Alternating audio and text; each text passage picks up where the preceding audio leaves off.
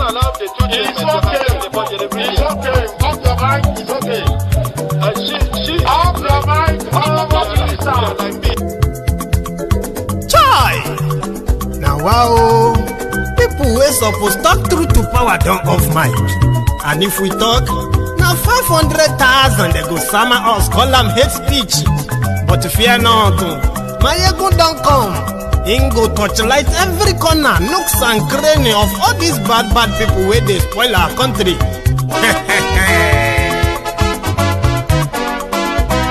So my people make we laugh, oh, yo. My ego don't come, oh, yo. My people make we shout, oh, yo. My ego don't come, oh, yo. My ego don't come, man of the masses, oh, yo. My ego don't come, oh, yo. My ego diary political, oh, yo.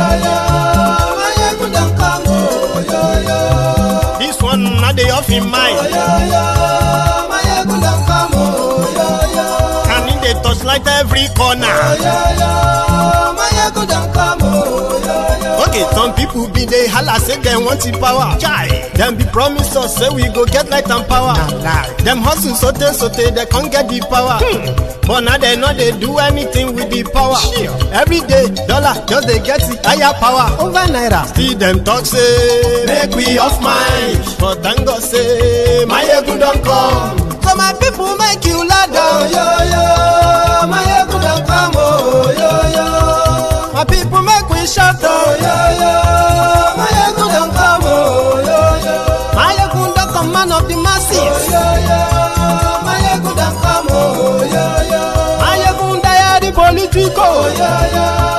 My ego don't come, oh, yo. This one not the off in mind, oh, yo. My ego don't come, oh, yo. Person where they do evil, no one make person talk. Them say that my egun, that man too they talk. He too they talk. Say my egun diary, he they hot like pepper. But every day then they take money in bulk. Woman picking, they the street they hawk. Still them talk say make we no talk. But thank God say my egun don't come. So my people make you laugh, oh, yo. My egun don't come, oh, yo.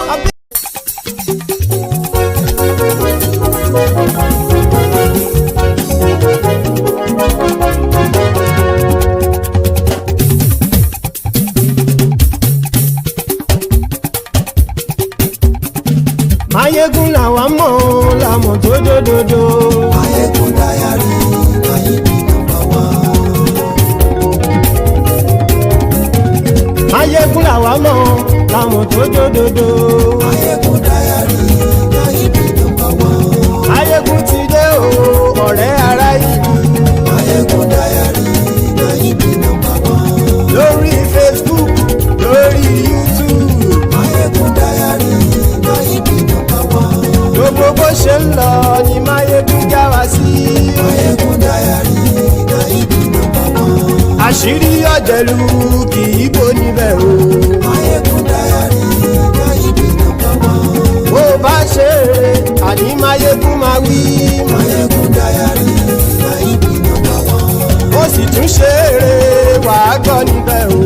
Mayegun diary, Mayegun number one. Mayegun diary, diary political. Mayegun diary, Mayegun number one. Godfatherism kò sí lọ́rọ̀ Mayegun. Mayegun diary, Mayegun number one. Ẹ farabalẹ̀ sẹ́ o kẹgọ́rọ̀ lẹ́nu o. Mayegun diary, Mayegun number one. Àní Mayegun làwa mọ̀ tó dòdòdò. Mayegun diary, Mayegun number one.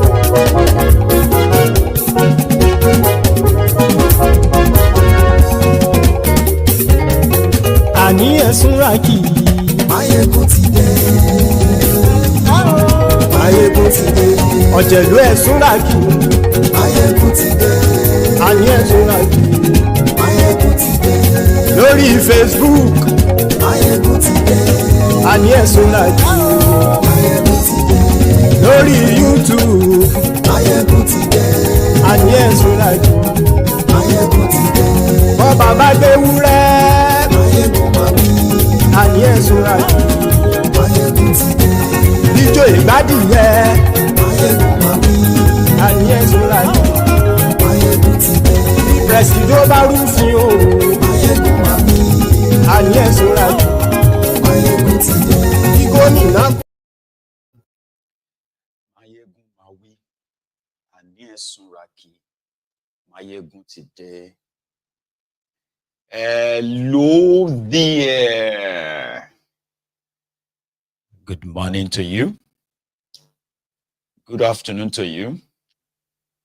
And good evening to you from wherever you are joining us. This is Máyégún live. You can even call it a Sunday sermon too. The No Holds Bar session on Máyégún's Diary Politico. Dear brethren, Sunday sermon is a little bit different from our regular, broadcast on Máyégún's Diary Politico. It can be very brutal, blunt, and so straightforward. So we do advise those who have very soft and thin skins not to watch this. We also advise those who love to be politically correct, those of you who are looking for respect for your criminal elders or dealers, not to watch. So those of you who have been socially conditioned, right, to kiss the ass or the asses of these mofos, parading themselves as political or traditional leaders in that contraption. Every word that comes out of Máyégún's mouth is intentional. None of it is a gaffe or a mistake. So therefore, except if you are a closet, one Nigerianist, okay, closet Agbadorian, be a closet bat idiot or a side barbarian, whichever one you are, you will never take any offense in whatever Máyégún says. Or if you, for any reason, become upset because of what Máyégún says, I would probably have no apology, right, for you. And if you express your anger because of the people I am going to be talking about and the names I'm going to be mentioning, and you therefore express your displeasure, which means you are supporting them, the most we can do for you, by the grace of Allah, is to further curse you and possibly call on Ogun to finish you, if possible, blind you, deaf you, right? Just finish you beyond whatever it is that the APC, Egbe, is currently doing to you. So we wish you all the evil that exists, which is the evil that APC, Egbe, represents. So because to avoid all of this, we do advise some of you not to bother. Don't watch. Do not join Máyégún's Diary Politico on Sundays. And therefore, you would have no reason, right, to be unnecessarily mad in your own house there, okay? But to the rest of the brethren in the Temple of Truth, this is Máyégún again. Please, after reading the caption of this broadcast, read the description as well. Like the broadcast, and share it, because there is love in sharing. Share. Invite your friends, invite your not so friendly friends, and tell them all that Máyégún today. Ladies and gentlemen, from where we stopped last night, we shall continue from there tonight. So last night we saw a young lady, an NYSC copper, who expressed her own displeasure, disappointments in the ruiners of Nigeria, currently being led by the druggie, the certificate forger, the Asiwaju Eyin Ole, Asiwaju Eyin Agbero, that is a Thiefnubu, Ebola. So she expressed her displeasure, which as a citizen, she has every right to. The Ronukus, the Ronu Nazis, including the mofos working for that useless NYSC, what's it called? They started threatening her. Of course, that has now escalated into what is now more or less like a movement, where the Gen Z have decided to add their voice that if you are mad that one person made a video, so maybe you should get really, really madder, enter market. When you see thousands of us make similar videos on how we are currently navigating through this failed contraption, failed economy, being led by Thiefnubu. So it is now called a 30-day Rant challenge, and I've brought to you tonight many of those rants. Also tonight, we are going to touch on the Natasha issue. There is a latest. In fact, treat it with serious caution. We are currently being briefed. We are hearing it from the grapevine that Akpabiole and his gang, they have another trick up their sleeves as we speak. And I'm going to share that with you tonight. Ireti Kingibe came around after, days of bashing from the Obidients, by the way. She is now coming around to say she would champion the fight of Natasha, the sexual harassment, fight of Natasha. She is going to join now in a statement that I'm going to also share with you tonight. So let's get down to it quickly. So dear Templars, you are welcome back again to this segment of Mayegun's Diary Political on Sunday sermon. It should have been tagged Sunday sermon, right? But don't worry. Raye, that's the name of the young lady that you watched our video. That video went viral yesterday on the internet. A lady that, lamented, put it out there, lamented what an average people are facing in that contraption under this Thiefnubunomic. He said a lot. He spoke about the cost of data, which everybody is also affected. He spoke about the cost of, cost of living generally, cost of living crisis, it is called, where rent, some of them can no longer afford rent. Those who afford rent are unable to afford their feeding. Raye said in a video, that Thiefnubu is the most terrible president, that she is not like that old to know if there were, a worst president before Thiefnubu. But in a lifetime, from our own experience, Thiefnubu is the worst of them. It's the most terrible. Guy has to do something, needed to do something, rather than those who are telling him that he took this decision, he took that decision to save you and the rest of that, while they are using the same supposed saved money to buy themselves cars, yachts, buy themselves planes, private jets, build themselves mansions with billions. With the Wike is even spending 39 billion to renovate a conference center that was built in the 90s for 240 million naira. Now, they are renovating it, not building another one, renovating it. Northeast Development Commission, among the job for the boys created by Thiefnubu recently. Northeast Development Commission, North Central Development Commission, Southeast, Southwest, stuff like that, right? The entire budget of the Northeast Development Commission is 19 billion. Out of that 19 billion, 18.6 billion is to pay their salaries, by the way. But that is for the entire Northeast, to the development of Northeast of Nigeria. Meanwhile, one single conference center in Abuja is to be renovated with 39 billion naira by Wike. So when I made that video, right, the NYSC supposed employee phoned her. And before then, they were already posting image everywhere, trying to find out who can tell which of the batch of the NYSC that she belonged to. So finally, when they found out, they called her and they threatened her.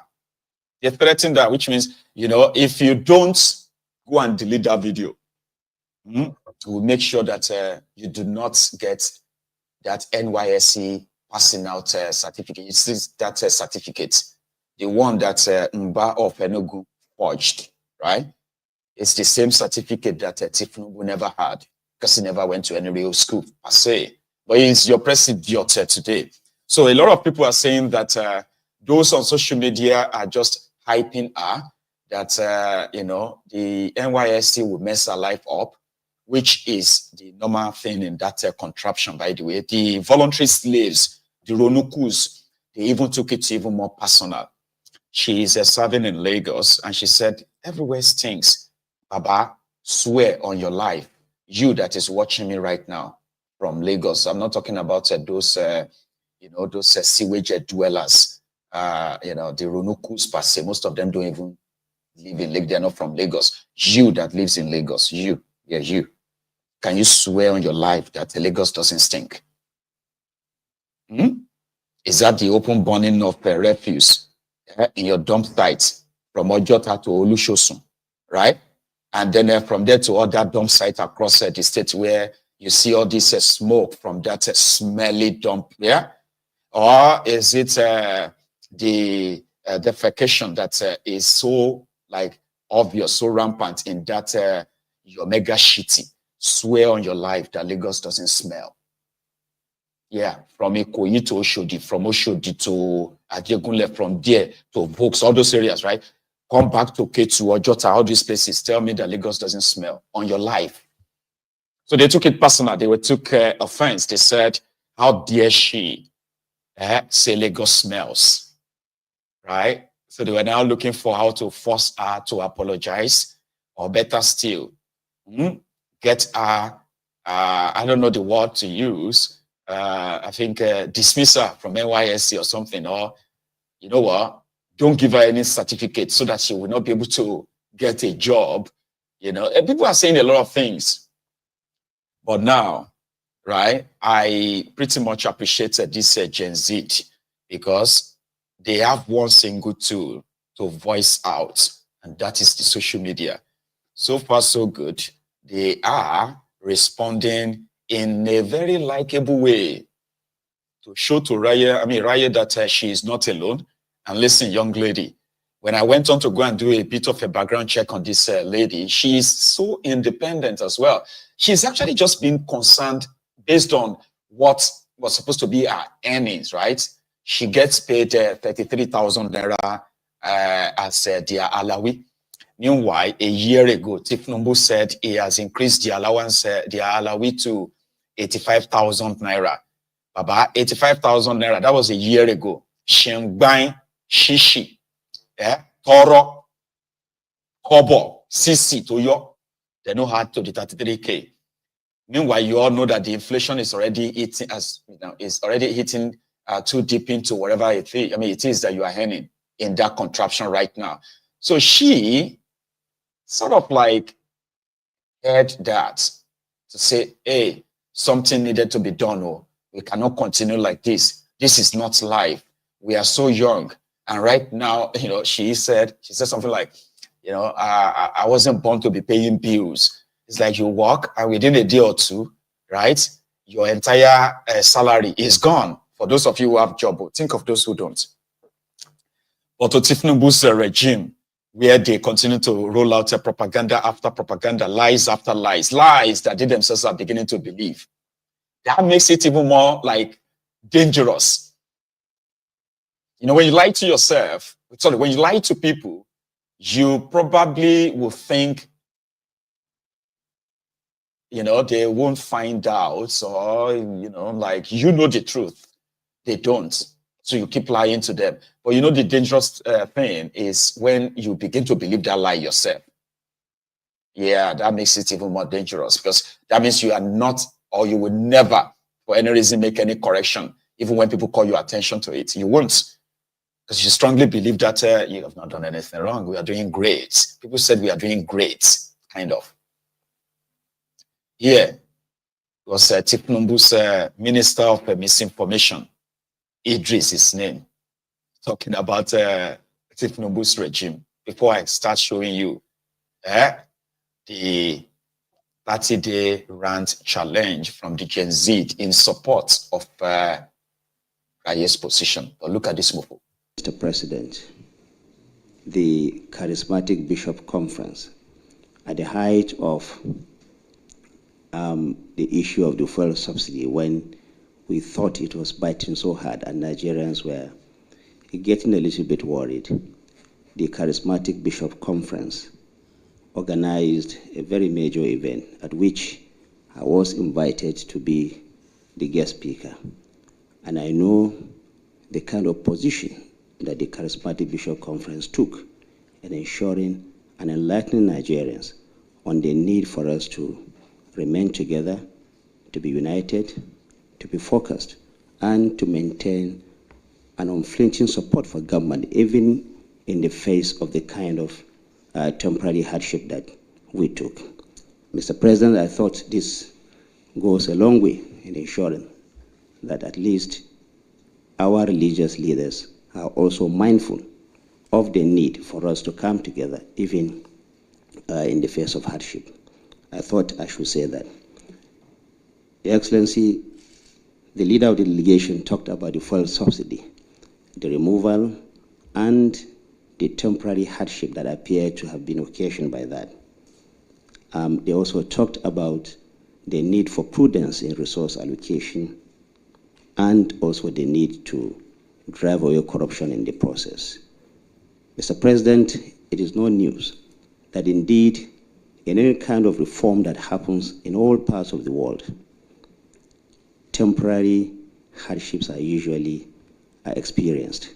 And we're happy to note that today, not only does the federal government have more money to spend to bring about the kind of promises that the president has promised at the very beginning, but also to ensure that the future, according to the president, as he always says, the future of our children and the children yet unborn will not be frittered away. Indeed, if these resources were continued to be kept in the hands of a few people as the fuel subsidy regime provided, it will continue to be business as usual. You are spending what you don't have, and therefore the future of our generations yet unborn is unassured. Today, we have seen the trajectory clearly indicating that the fuel subsidy removal, even with the kind of hardship, the temporary one that we occasion, has indeed provided a clearer picture for the prosperity that all of us so desire, so that our country can be or can take its place in the committee of nations. So in other words, yes, fuel subsidy removal had gone, but we're happy to also see, Your Excellency, that not only the federal government, the subnationals and everyone, more resources to spend, and therefore discipline is coming back, and then the future of our children is kept assured. Your Excellency, the issue of insecurity was also touched here. Yes, in 2023, I know, because I've lived in Kaduna for a very long time, and I know how difficult it was to move from Abuja to Kaduna. Almost impossible for you to just take your car, fuel it, and begin to go on that road. Today, it is not the case. We know that farmers were finding it extremely difficult to go to the farms. We know that this has not completely gone away, but it is a reality that today no one asks question to move from Abuja to Kaduna or any part of the north again. This is not to say that it has been solved completely, but we are on the path to eliminating this insecurity in our lands completely. Mr. President, it is, of course, normal for people to say that there is difficulty in the land. But we have all seen, and like Mr. President has said, occasionally or usually during Ramadan periods, prices of food items go up. We have seen an unprecedented reduction in prices of food items at this time of the Ramadan. And it's even no coincidence that even as this Ramadan is happening, that both major religions, the Christians and Muslims, are acknowledging that. And we know that this is just the beginning. With the kind of investment happening in the agricultural sector, with the kind of support that the president is providing so that insecurity can be curbed permanently, with also the reassurance that the federal government and the subnationals are getting in terms of resource that is coming to them, Nigeria is indeed on its path to sustainable prosperity. We do know that, of course, this is not the end of story. It is only work in progress. Mr. President, sir, only today we woke up to the news of some kind of remark from faraway America that there is some kind of persecution of some religious groups, precisely the Christians in the northern part of the country. Somehow we are taken aback by that because we know that you have worked so hard since you came to office to ensure that there is collaboration, there is cooperation, there is also unity that is being forged. Today, 2 hours ago, we were in the Friday Mosque with you, Mr. President. And now we're having the Christian community here. This is not coincidence. We had Ramadan, or we have Ramadan ongoing. We also have the Lent ongoing. These are all indications that no matter the challenges that we have seen before, Nigeria indeed is going along the path of unity, progress that will lead to the prosperity that you have promised. Now, so many things have been said, teaching of morals in schools. The National Orientation Agency is working on that to ensure that both religions teach both the Bible and the Quran in our schools. The return of civic education, the reorientation that Mr. President has championed in his 1st of January address is being worked upon. Very soon, the President is going to launch. Ẹni òfò ni ẹ ṣòfò láyé ẹ tún sí lálìkìyàmà ẹ̀yin rádaràda wọ̀nyí. Ẹni òfò ni ẹ ṣòfò láyé ẹ tún sí lálìkìyàmà ẹ̀yin rádaràda wọ̀nyí.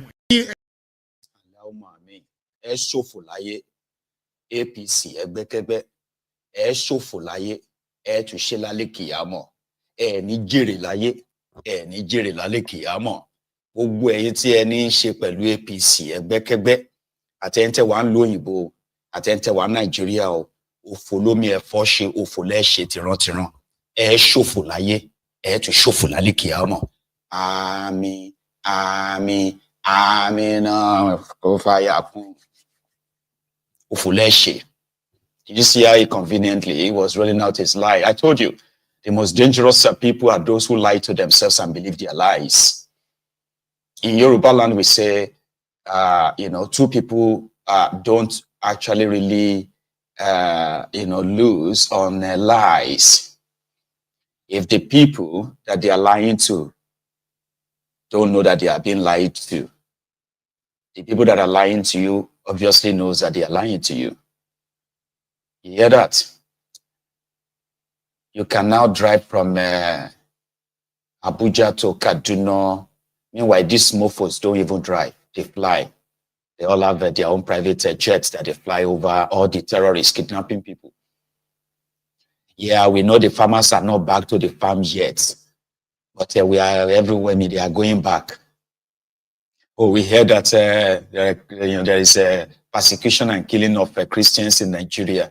Oh, it's so disappointing. But we are teaching Bibles and Quran in our schools just to bring harmony and unity. So that means that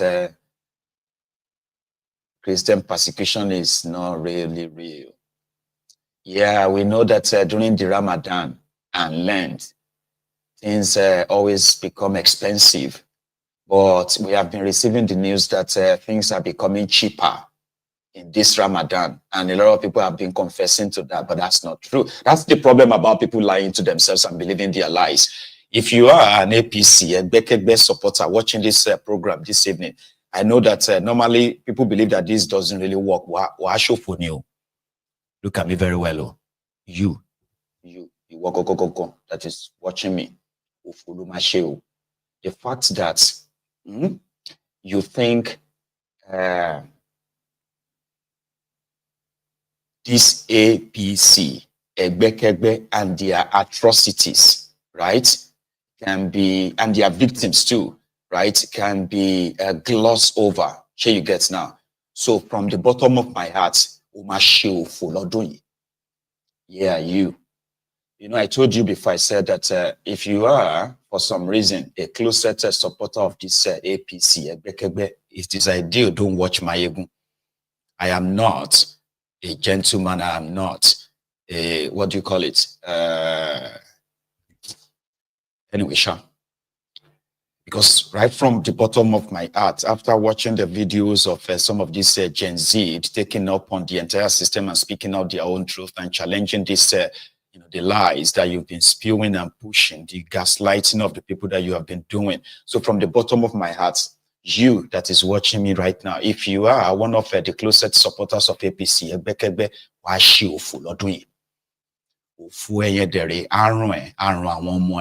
so that we can use people like you as an example of, maybe the wrath of God. Fortunately, people say that doesn't really work that much, but that's it. So for a lot of young people who are the victims of this entire system, watching the, what do you call them? The NYSC, right? I have the image of that lady, the lady that threatened Raye. You see, Raye might be a youth copper. She is a very resourceful girl. She has her own, personal business, right? She actually really lives better than what that video depicts. She just feels so strong, I mean, imagine somebody who is serving this contraption, right? And you are going to be paid 33,000 naira. And even your rent, you can't, that 33,000 can't even feed you, right? Talk less of paying your rent and what have you, and you are serving your fatherland, they say. So, putting a video out to explain how this actually really affects ordinary people is to call the authority's attention to what it is, the plight. I mean, you promised them 85,000 naira for the past 1 year as part of the lies of you removing subsidy. And up to this moment, Shingbai, you haven't given to them. So Raya also had her own personal business, by the way. She lives well. Do you understand me? She does. I've checked her out, and ordinarily she could even have just kept quiet and she would still be fine. And that is what most people have been doing. The moment you feel like it doesn't affect you, then, maybe it's not happening. So she is not finding it easy, don't get me wrong. But at the same time, she is a very resourceful young lady, right? That could possibly even do without this your NYSC nonsense to start with. So those of you who they possibly gaslighted and blackmailed, from speaking up, right? And because you didn't want to lose your NYSC certificate because you were going to look for a job, how far with that now? How many of you are currently employed with your NYSC certificates? She could actually be she is going to be doing, so she will be doing very well for herself without your NYSC. Now, we have received a report that the NYSC have summoned her to appear before them tomorrow, Monday, or else what? So now let's go back to what this has now turned or degenerated into, which is there are many Rayes out there. There are many who are victims of this Thiefnubu. And as citizens, they should have the right to express their displeasure against the government, Abi, without anybody having to begin to track them down. You know what they say? Say that if you get kidnapped as a youth copper, it is the business of your family, because NYSC can't find you or help find you. But if you say something about a government, NYSC will look for you within 24 hours. They'll find you. People are saying a lot about that. So let's go hear what all these the victims of the system have to say. The real people who are, the real everyday people. This Gen Z or Gen Z, the first one. Let's talk about the rate of doing business in the country now. The rate of doing business in the country is no longer tangible. It's no longer profitable. It's no longer profitable. Now, many people are closing down the shops. Many small-scale business owners, they are shutting down the businesses. And those of us that are still managing this business, we are just trying to gather body and soul together. Many of us are doing 2 to 3 jobs just to feed, just to eat alone. And everything we make from this business is going to food, into food, just food, just food. And when we want to pay our rent, we take loans. Please, this is not the right way to live. This is not the right way to live. We are living in hell. This is hell. Please have mercy on us, Nigerian government. Please. This is not a normal way to live as a human being. We are human. Please. Even animals don't live in this kind of condition. We are living in harsh condition. Please. This is not fair. This is not fair. This is not fair. This is not fair. We can't even feed. We can't feed our family. We can't feed ourselves. We can't save. And most importantly, insecurity issue. We have insecurity issue in this country. Please come to our help. My sister, talking about feed. Another one said, even the animals in the forest, they are eating better than Nigerians right now. Seriously. When you come out from bush, what's happen? I just come out from bush. Do you know that animals in the bush eat better than us? One couple on our house. Actually, we are more than 7 eating 1 cup of rice. Bro, I prefer living like an animal right now, bro. You get the feeling? And this is what you carry for hand. What is and do? Bro, I want to go chop am, bro. Hunger day now. Say animal they eat well now. Say we still dey cleanse with their advance, but still we not even eat past animal. You get? The animals are even eating better than Nigerians. So he went into the bush, cut some grass to go test it out.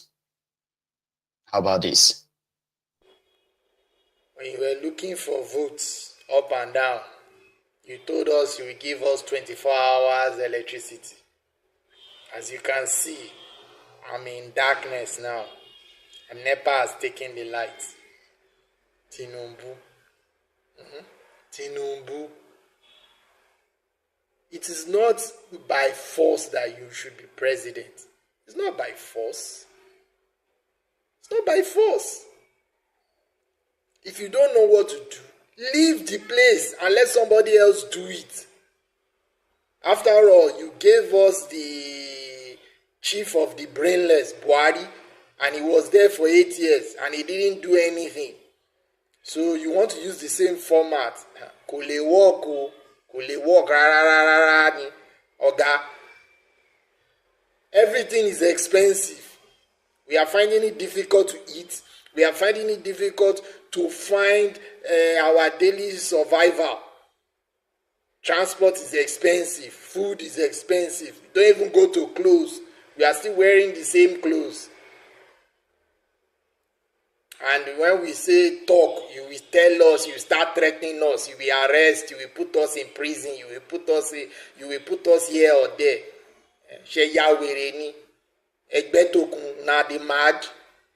What is your problem? What is you people's problem exactly?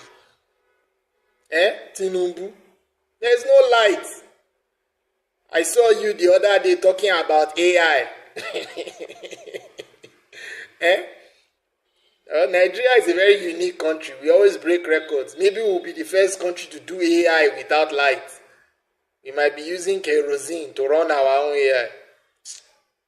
Ani gbogbo yin ò gbádùn, gbogbo yin pátápátá láìyọkun gbádùn. Nonsense. AI, pẹ̀lú kerosene. Or there is more. Listen to this person say rant. Okay, hi guys. Since it is a 30 days ranting challenge, let me just get right into it, because for the past 4 days, I live at Shongotedo Vintage Estate, Christian Philip, around that area. We have about 3 vicinity that connects together. There's Balogun, there's one other place I don't know the name, then my own place. I noticed that Balogun has lights. Every other place has lights, but Christian Philip does not have lights. So I just stepped out. There's a lady that sells something around our area, and I asked her, Mommy Obina, why it say we no get lights? What's happen? She said she went to NEPA office to get to pay bills. Then she now complained that, oh God, we don't have light too. Do you know what they said? She said they told her that people around our area, we are too poor, that we don't deserve light. I don't want to laugh because this is a serious matter. That we are too poor. We don't deserve light. I don't. They don't make me laugh. I never heard that guy before for my life. Area too poor. Okay, their complaint was our turnover, their revenue turnover in our area is too small. Me, in my compound, we use prepaid lights. For the past 4 days, today they just brought lights. For the past 4 days, we have not been using lights. I don't know. Yesterday, I was sleeping. I came back from work. I was very tired, coupled with the heat and everything.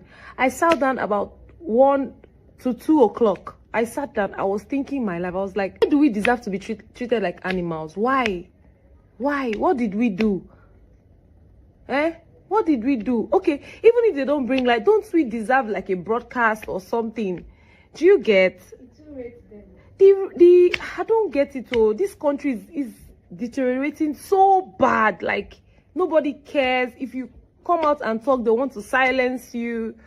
It's just crazy. Kidnapping, stealing, insecurity, everything is just going on. Inflation. It's tiring. I will not lie to you. As a business owner, honestly, last year I could tell you how many times that I had projects because the economy was so bad, nobody wanted to patronize anybody. I almost fell into depression. Honestly, it's really crazy. We really need things to be fixed in this country. And I don't know why Nigerians are not saying anything. Oh, it no affects me, it no concern me. Even if you are, but isn't everybody that would jackpot? Isn't everybody that has the ability to jackpot? Even if you even jackpot, your family, some of your families are here. They will still disturb you that they are there. It's crazy. I'm just tired. This is my own rant to I beg. They should just... Well done. You've done well. There are many more rants. It's going to be like this for the next 30 days. And like some people are saying, maybe they shouldn't just leave it on the internet. Maybe it's all going to build up until everybody will hit the streets. If indeed they choke on that, I mean, you are being strangulated under this Thiefnubu.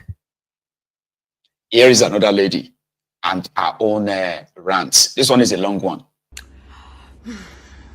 Okay, so I am coming out to rant too because it seems as though because Rita is a copper, she's not supposed to say a lot of things, even though it wasn't explicitly written in the copper's rules and regulations. It's not explicitly written, but okay, she's a cop member, she's not supposed to say a lot of things.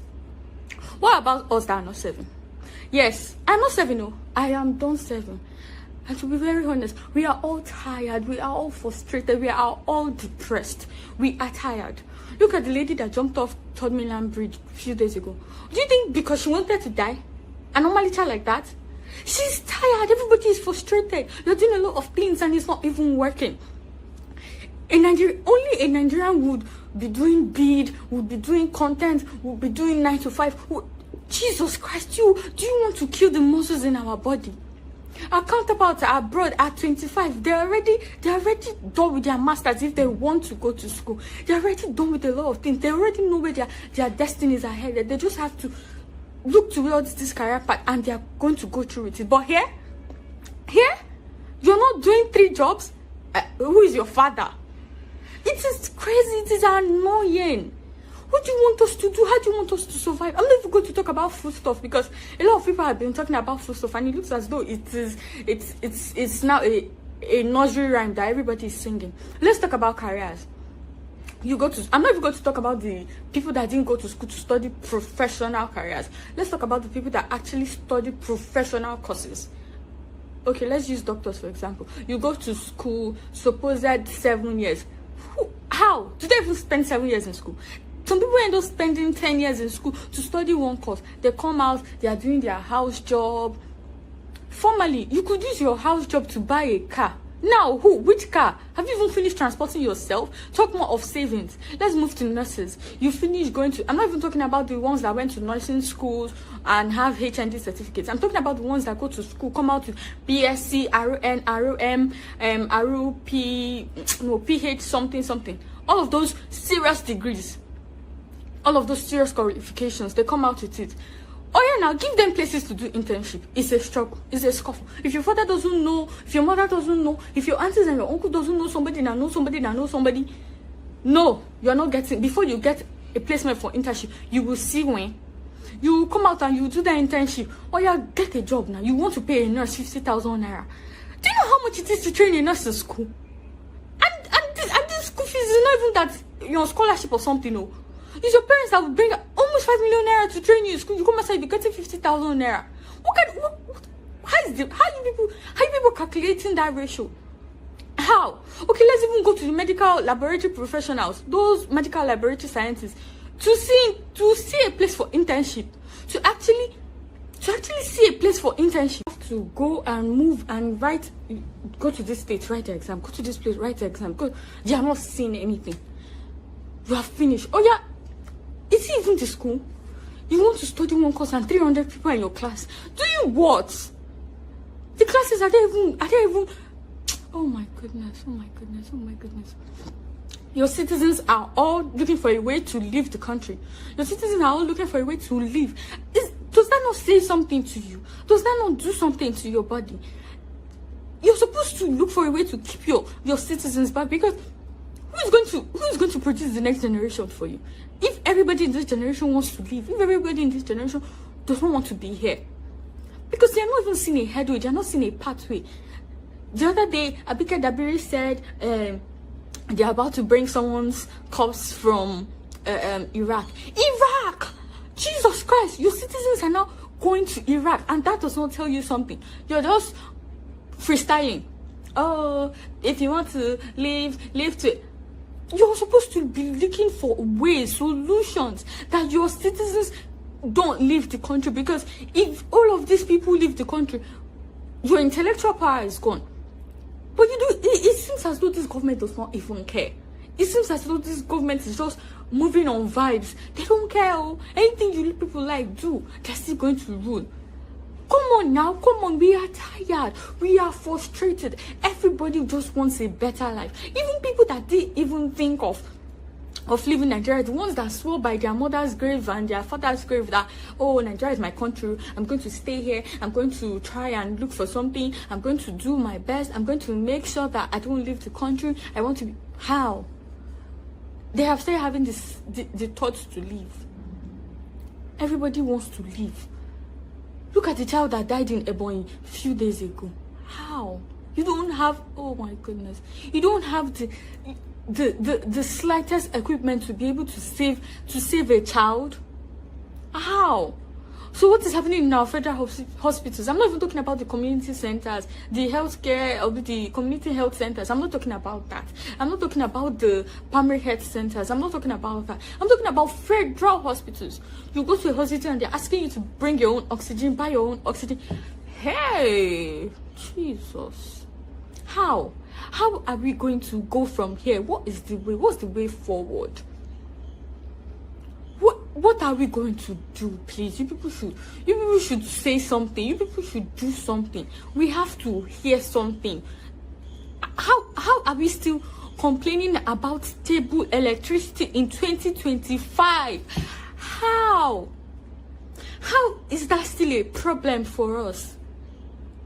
NEPA is rationing light in 2025, and some people have the audacity to be saying we don't need 24. I don't even have time to talk about dumbos. In our parents' time, at 25, a man is married now. He's married because with that his small job, he can take care of his family of 4. Even he would have his sisters and his brothers living with him. Now you can't even try it though. Somebody that is 33 does not even think of marriage, because how does he want to take care of his wife? Then it used to be a one income household, and people were surviving. Their children were going to school. We're going to private schools. The public schools even had sense. My siblings went to public schools. They had good education. Now, oh my God. Now you can't even do 1 income household. You will do 2 income household. And it's not even enough to do a lot of things. Are you people not tired? Are you people... Do something. Just make our lives better. We are providing security for ourselves. I know. Amen, my sister. That's our own rant. Make sense? A lot of sense. Yeah? And there is more, like I said, because this Rita, her name is Rita Raye. You can call her Raye, I think. She started something. And hundreds of such videos are being uploaded every hour now. Now, what people are saying is that maybe if these guys should make a mistake and possibly arrest her, she might actually kickstart something at this generation. And you know, one thing about social media is that as much as people would love an impromptu sort of,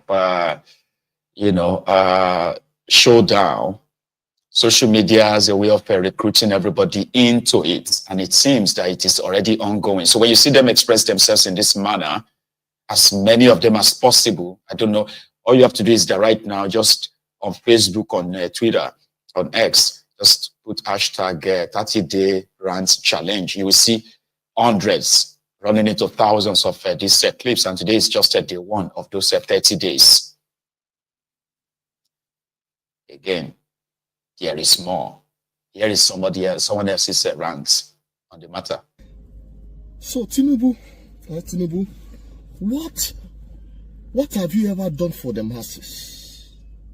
What have you ever done for the masses? People say they supported you because you turned Lagos around and they wanted you to do the same thing for the Federation. What are we benefiting, as common man and as a common woman? What is it? Look at the housing, for instance. In fact, Lagos has become so volatile that there is nobody working legitimately who can afford a land or a house. If you are not a fraudster, a yahoo, because what did you do in Lagos? You turned everywhere upside down. Things are unnecessarily expensive. Okay, how much do they sell land in Ikoyi? Ajaw and Co. Hundreds of millions. How many common man can afford it? Okay, look at since when you became the president. What can a poor man point to? What is it? What can a poor man, point to that they have enjoyed? What is it? Are you the only person? What is the matter? What is the matter? Are you the... What now? What exactly did you do? Look at our life. This is not how to live. Somebody said that it is going to be a Sorosoke 2.0. Who knows? I told you something is brewing. It's either going to happen in 2025, latest by August 2025. You begin to see the locus, right? But for any reason that it doesn't happen in 2025, by the time you get to the early 2026, before your projected charade, which you may likely never even have, by the way. But there's something about that because they need to pretend to be conducting elections so that they can validate their illegitimacy, make it look like, okay. So, well, until then, so there is something brewing. We just want to see how much of fire this smoke is going to bring. But don't get it twisted though. That you are hearing people rant about the state of things in the contraption under Thiefnubu right now. Doesn't mean that they do not have the normal sewage gutter dwellers or those voluntary slaves, right? The Ronukus, the Ronu Nazis, the Ronu bandits, the Onus, the bad idiots, the bad stats, the Abobakus, the Oshogbo Alimajiris, the Lagos Abobakus, the crumb eaters, the crumb chasers, the ass lickers. They have them in male and female, young and old, who are always everywhere calling on the Dopemu Stupid Service, DSS, to help track down anybody who says something about Thiefnubu and possibly lock them up. So those ones self deal like this Sarata. This video right here is directed to that NYSC lady that called President Tinubu, the president of Nigeria, a terrible person. I want you to make an apology video. Make an official apology video apologizing to the president of Nigeria, who is Bola Ahmed Tinubu, President Bola Ahmed Tinubu. Apologize to him because you made a video while addressing the president of the country. You said Tinubu is a terrible person. For example, Tinubu, you are a terrible president. Like, what are you doing to help us? What are you doing to help the economy? You are so terrible. I'm so sick and tired of Nigerians. You left behind the title of the whole president of the country. That is something you should not do. That is very, very extremely wrong of you. So before you take any step, because this thing will start here, it go long. And if you don't take time, your words will be used against you, implicate you, and all these rights you are trying to bring out will become against you. And the people of the country will also turn their back against you. So right now, before you make another move, make another video, make sure the next video you are making is to apologize to the president, expressing and explaining how ignorant you are to neglect his official title, which is the president of the country. Because one, if that man is your father and he has offended you in any way, while addressing him, you will not address him by his name. And secondly, you are an NYSC corps member. That means you are serving the country. And no matter what, you are the one that should be and lead an example that no matter what, the president should still, the respect for the president should still be there. Because let's not look at this as okay, what's happened? President Tinubu is not doing anything right. He's not doing anything. So why should we respect him? Let's take this that this is a battle between Nigeria and another country. Are you going to be happy if someone from another country disrespects your president? So you need to make an apology video immediately as possible to retrieve what you have done. Then you can move forward in your cry. And remember, we are solely behind you in this cry. Do not stop. Your boldness is really, really appreciated. But be very careful of what you say. While crying, be very, very mindful of your words so they won't use it against you. Remember, Very Dark Man might come to help you. And absolutely, you need Very Dark Man. But do not put yourself out there in a way that when he wants to come out and defend you, he will be trapped by your own words. I hope you listen to this video and you will understand. Nuisance, Lele. Auntie, the advice. You have to respect the president of the country. If he's your father, that's what they say. You know, when you look at those voluntary slaves, they usually, they easily drop the gaslighting words like respect. If he was your father, can you talk to your father like that? Is he not old enough to be your father? You should, if they raise you well, you will not talk to an elderly person like that. These are born slaves, voluntary slaves, who are descendants of slaves as well. Their parents are slaves. You see, this slavery of a thing, right? It's no longer about the chains around the neck of humans and the chains in their hands and legs and all that anymore. It is psychological. Yeah, it is. Your public officials, they are your workers. They are your servants. They are not your fathers. They are not your mothers. Their duty, right, is to serve you. They are not doing you any favor. If they are doing their own job, they are not doing you any favor. They are just doing their job that they are being paid for. Every one of them in that public office is being paid the humongous amount of the humongous salary that majority of you would never earn ordinarily.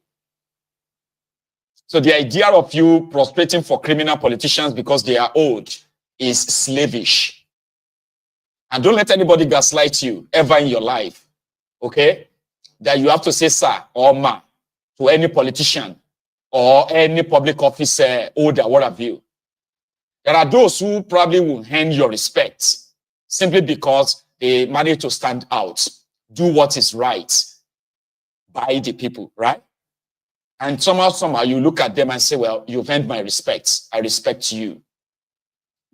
But when criminal politicians who are failing you are demanding for respect, and some of their own, foot soldiers are demanding for respect, or they are demanding for how you are to address them. Like, what the heck, man? Yeah? Like, you have to demand from me how to address a politician. I mean, if I am venting my anger at, how these criminals are running or ruining the place, so you are going to tell me how to do that? Show some respect. Are you not a Yoruba man? Are you not Kineko? You have to respect elders or go kill you there. Honestly, like, or show funny. Like I said from the beginning, all of you who are in that category, share one by one, show funny. Because your criminal politicians, that they were old or young doesn't really count. Criminals also grow old. Foolish people grow old, don't they? They are not doing you any favor. Thiefnubu is not doing you any favor. It's not doing me any favor.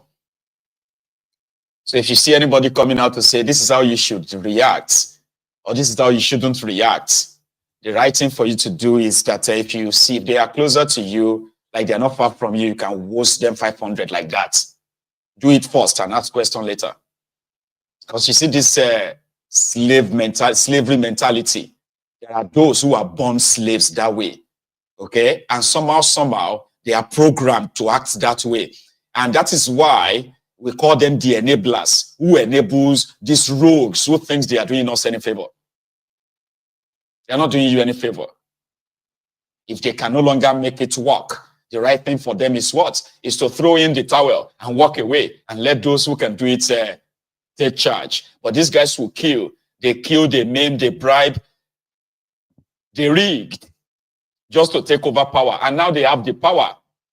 And the people, you are just on your own. They become your lords and savior, don't they?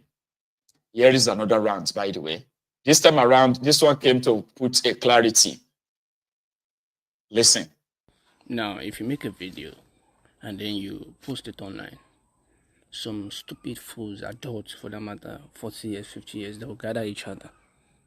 And they will say, I want more Igbo in you. Now, those Igbo people, now them they gather themselves in order to boycott we Yoruba people. They know when we be governor. Babo, I be Yoruba boy.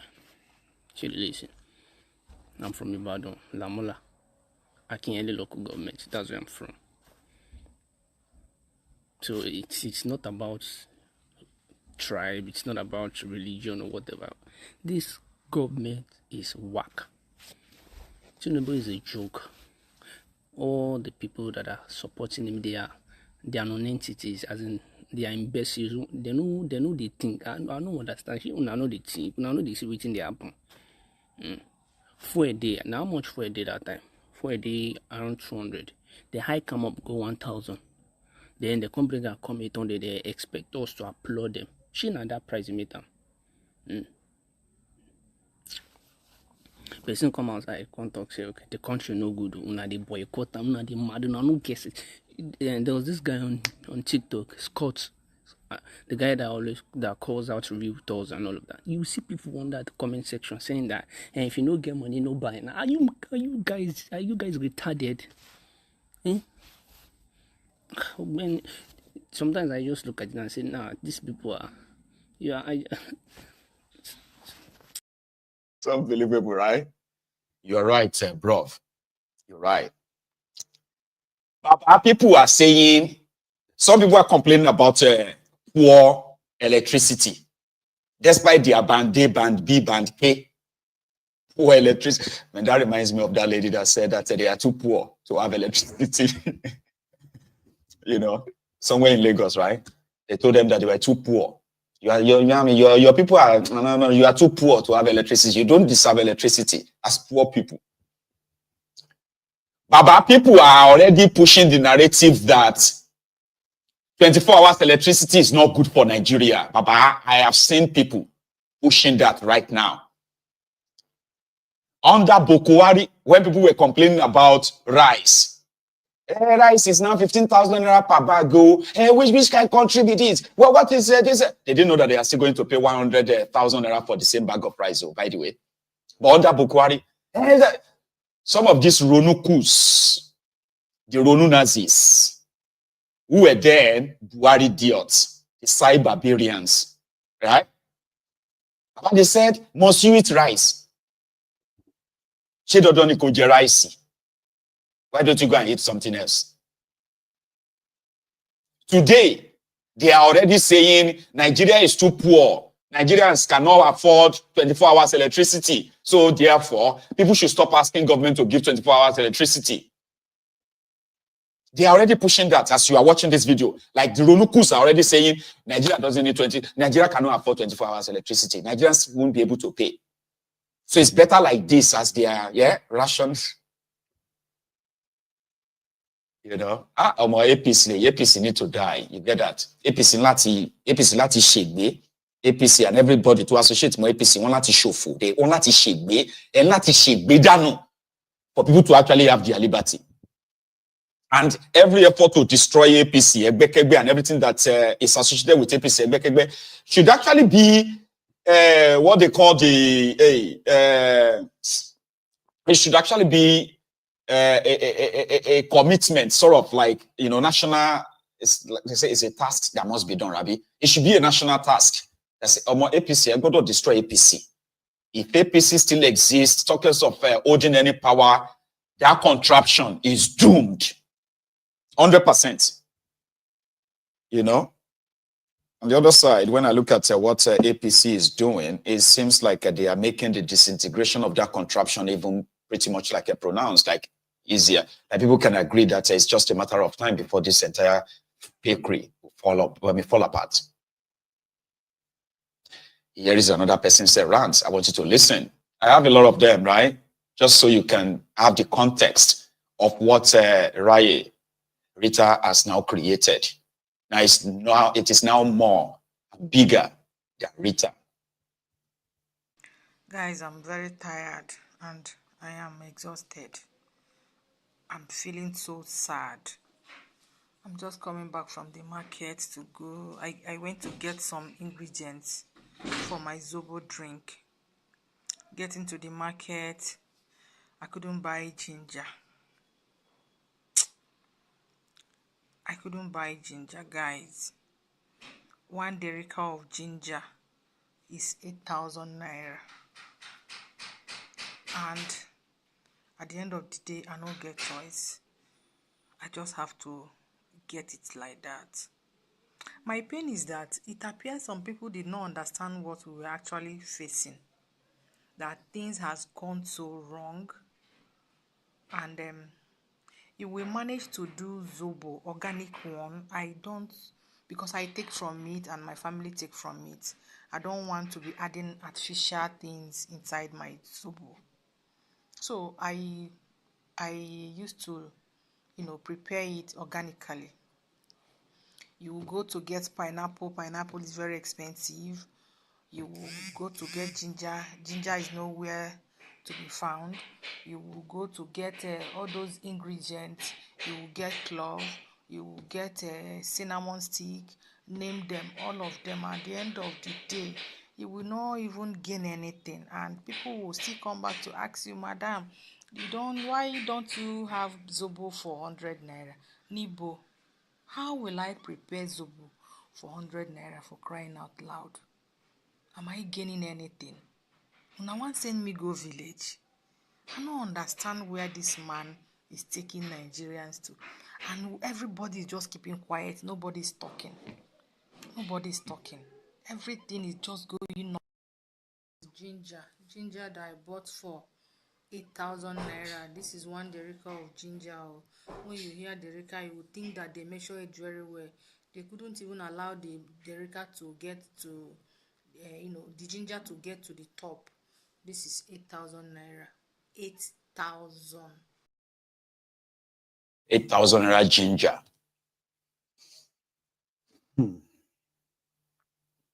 And it was this same Thiefnubu, if you can remember. This was in 2014, 2015, when he was bringing you Bokohari, the lifeless mannequin. Hunger is increasing, they say so what? Unemployment is a cause, they say yes, we know. Why are the people hungry? Is that let them face death. That is what is in Abuja of today. The current way of governance make nation building impossible. What it does, it makes poverty and the erosion of just society inevitable. We have gathered at this hour in this place to put an end to the national corruption and corruption. We have assembled here today to bring a new day, a new Nigeria to our people. Today, the Nigerian people are decent and hardworking people. They are equally long suffering. They tolerate for too long. Just because they are long suffering does not mean they should be forced to suffer until death comes.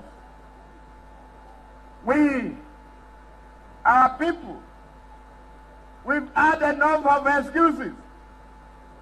Our people, guys. Nuisance, Lily. And then you have a Thiefnubu now, who is now saying, I know that people are going through but you know, it's just some little hardship, temporary hardship. Is it temporary, bro? Hey, Nigeria, this country can never cease to amaze me. I swear, can never cease to amaze me.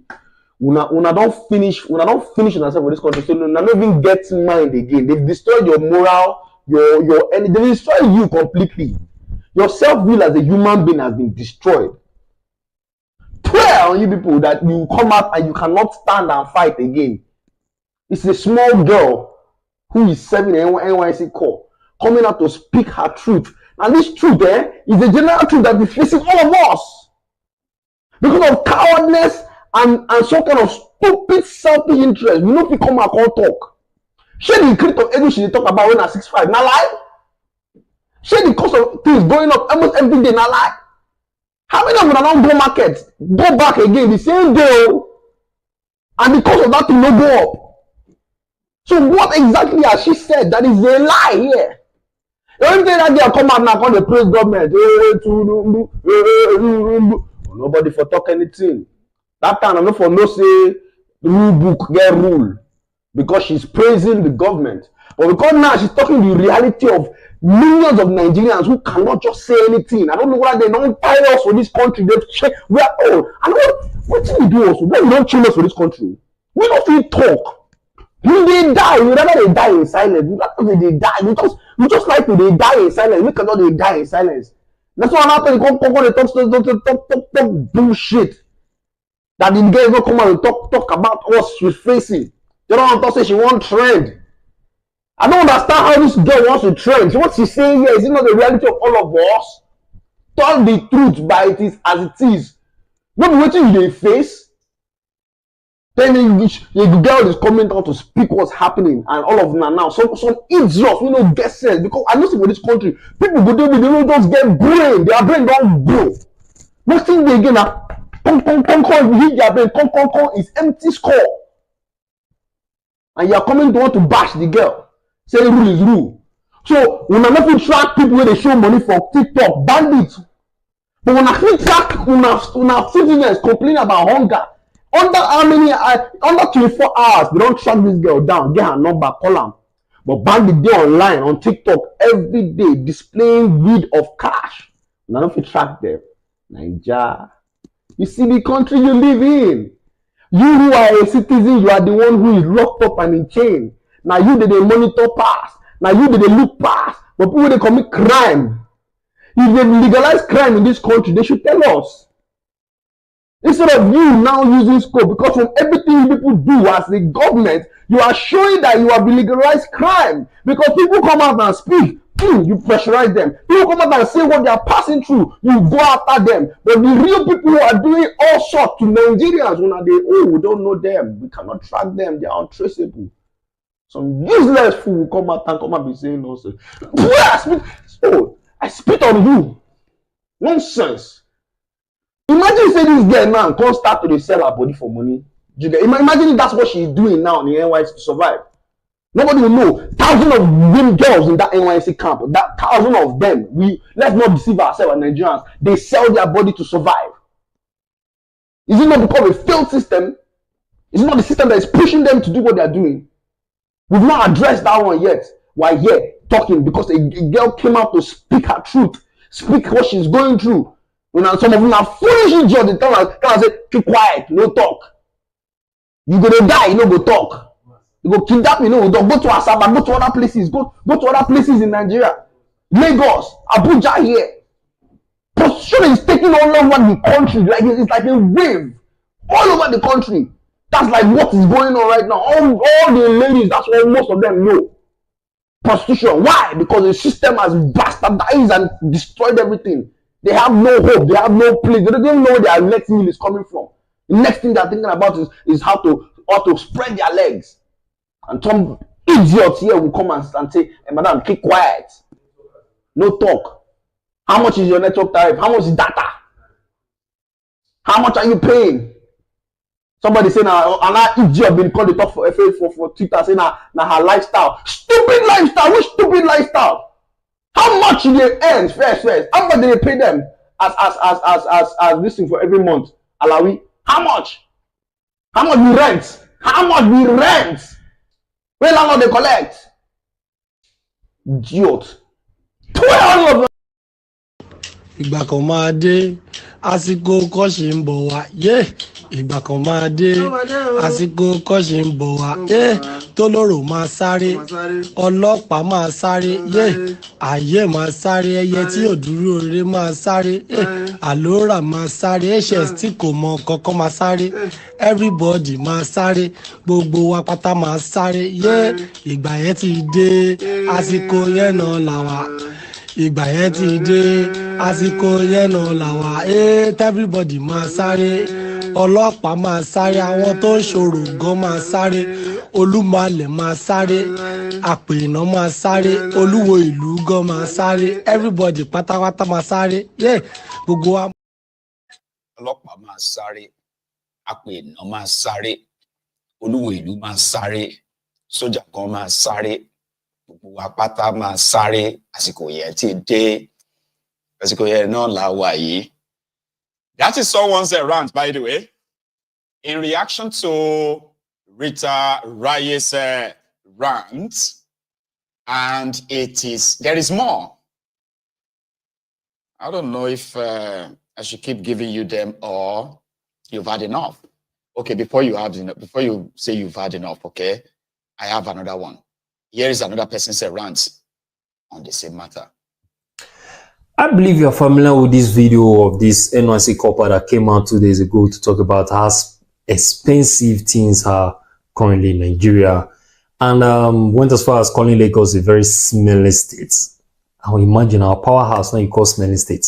Then they also went as far as calling this guy president a very horrible, just horrible president. Let me just leave it at horrible president. He called him horrible president. Now, I'm not here to give my take on this girl's video or take or whatever pain she's going through, because many people already talk about her. And if I come here see they talk about the same issue, I'm just repeating what they've been saying over time. So there's no additional information. But I have this to say, and that's why I'm making this content.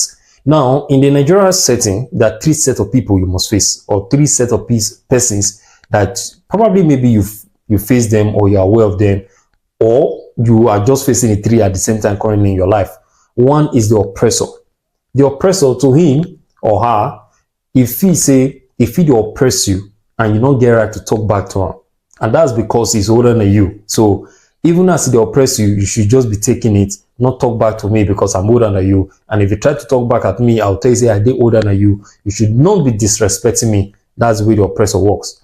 Then the second set of persons are those in the political class, our politicians. To them, they feel say because they control the national resources, they are part of those controlling the natural resources. You should be submissive to them. You should not challenge them. If they come out to say A is not Z, just follow them and say A is not Z. Not challenge them.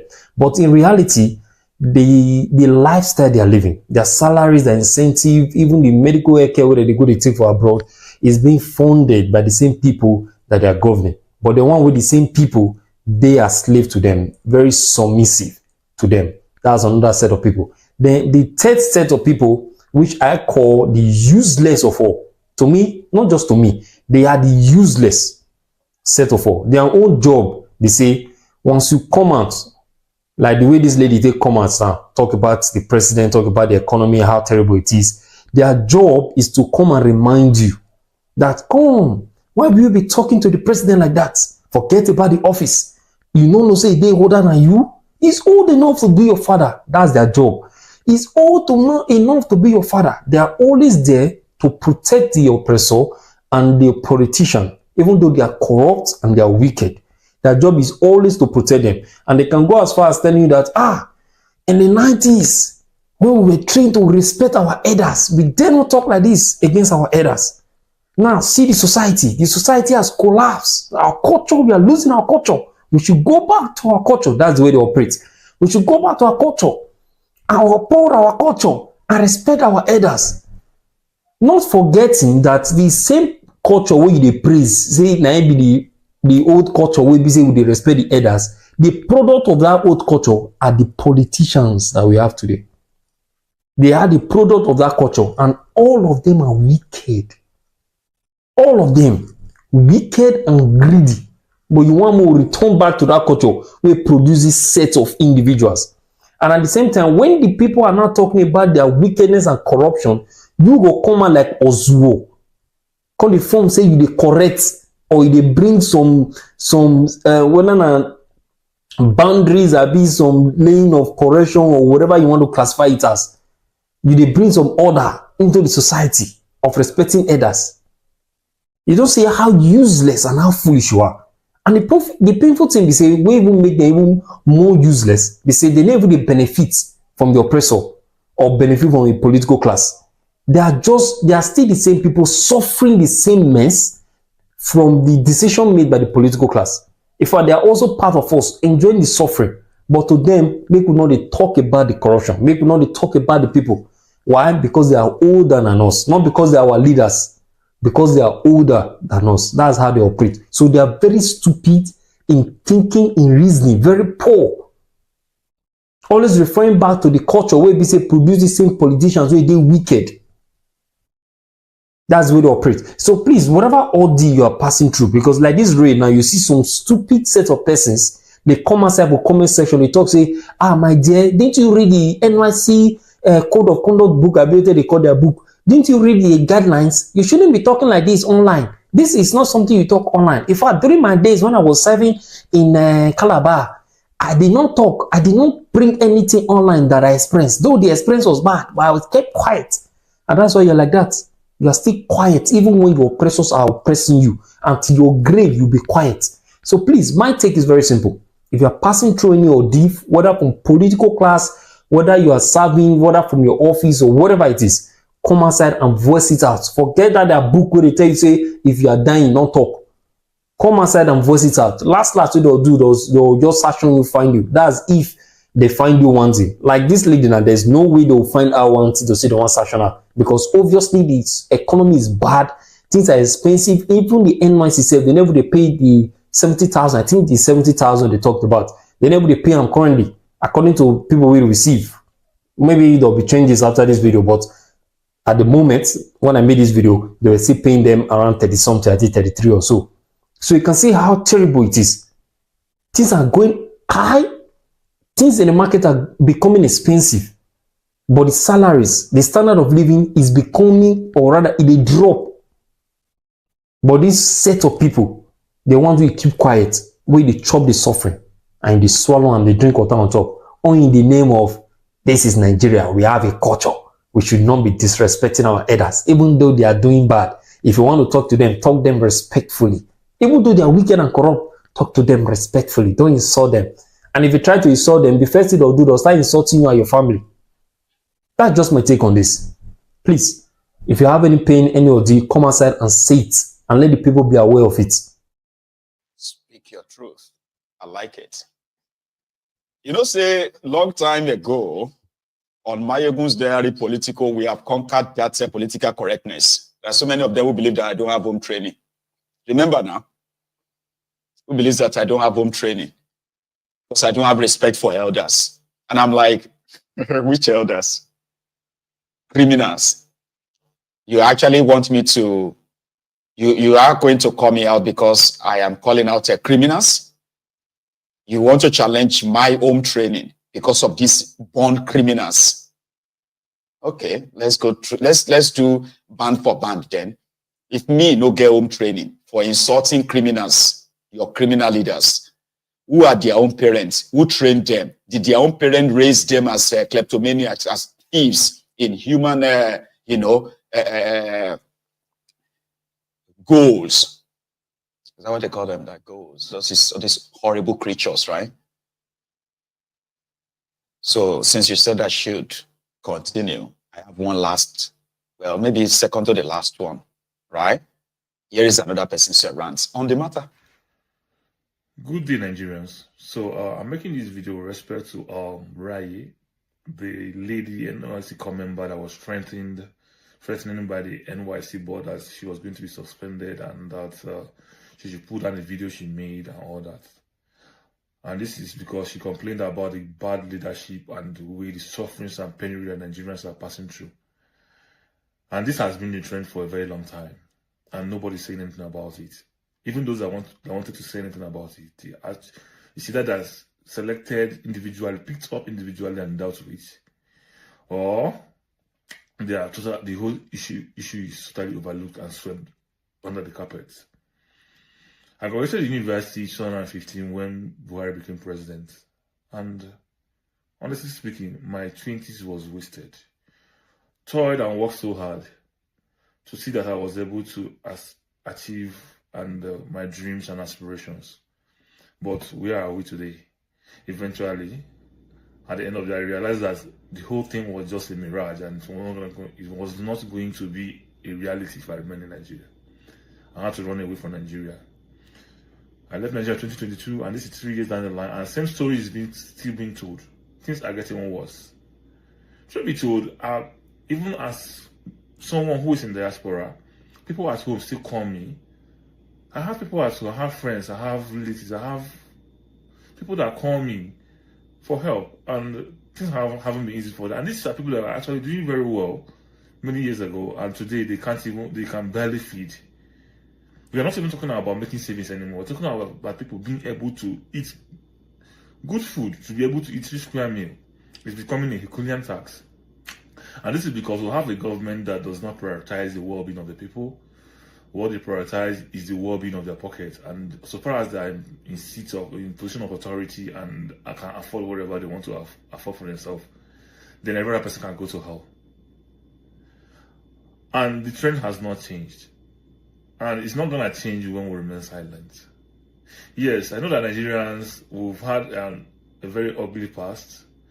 We have a series of experiences that whenever we want to stand up and speak against bad governance and sufferings of the people, our sufferings, we get to, get held back because of things that have happened in the past. But holding back will not change anything. That is a fact, and that is what it is.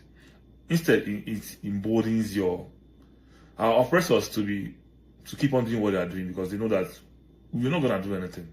We're not gonna protest. We're not gonna speak out, because once they hush us, we all crawl back into our shells. But for how long will this continue? Because people that are actually at the receiving end of it are actually the masses, we, the people. Many of us have ended up living a life we didn't even plan for. Our futures, our dreams are gone past us. The younger ones that are coming after us, their stories are not gonna be different if we don't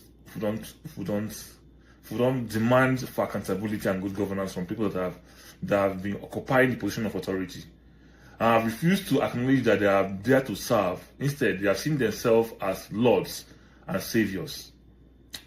And this has been the trend for many years now. Tell me, when will this change? When will we start making progress as a nation? How will we talk about making economic progress whereby the citizens, the individuals, populace in the country cannot even comfortably afford to feed on 3 square meals on daily basis? People are borrowing money to pay house rents. People are borrowing money to buy medications for their children. This is the situation we find ourselves in the country.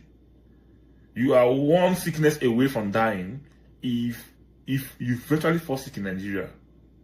How will you be able to afford the bills and the medical bills and every other things that are involved? Should we talk about insecurity?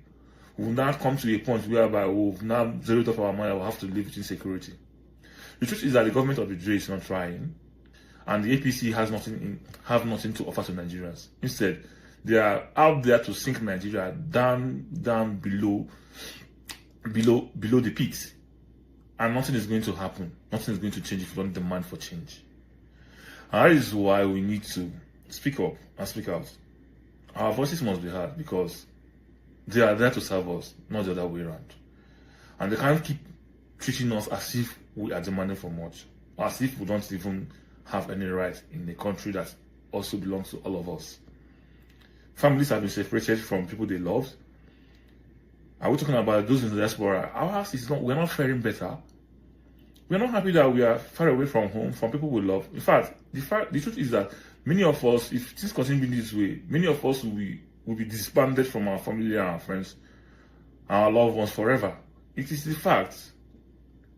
It is the fact, because we can't even come together anymore, except from video calls. And for how long will we maintain that?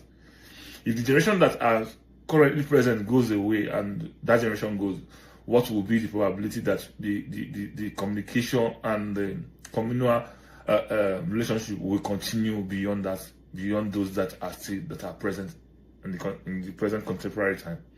So we find out that things are not going to get better. Instead, they're going to get worse. And get worse, bro. You're right. And except you see, those of you who feels like with the moment you jackpot, it's none of your business anymore. I have done a program on that on this platform a few times to remind all of you that one of the greatest disservice, right, to this generation of ours and the generation before ours is the fact that Japa has been one easy way of family separation. Many important events, memories from our families, I mean, majority of them happened in our absence. You know, childbirth in the family, marriage in the family, death in the family, you know, graduation in the family, and name it. All those important memories. Majority of us are just there to see images and pictures. Because of the worse Nigeria becomes, the more families are being separated. People are saving money. People are selling their properties just to send their children away, send their sons, send their daughters away. So God knows when they are going to see them again. They may never even see them.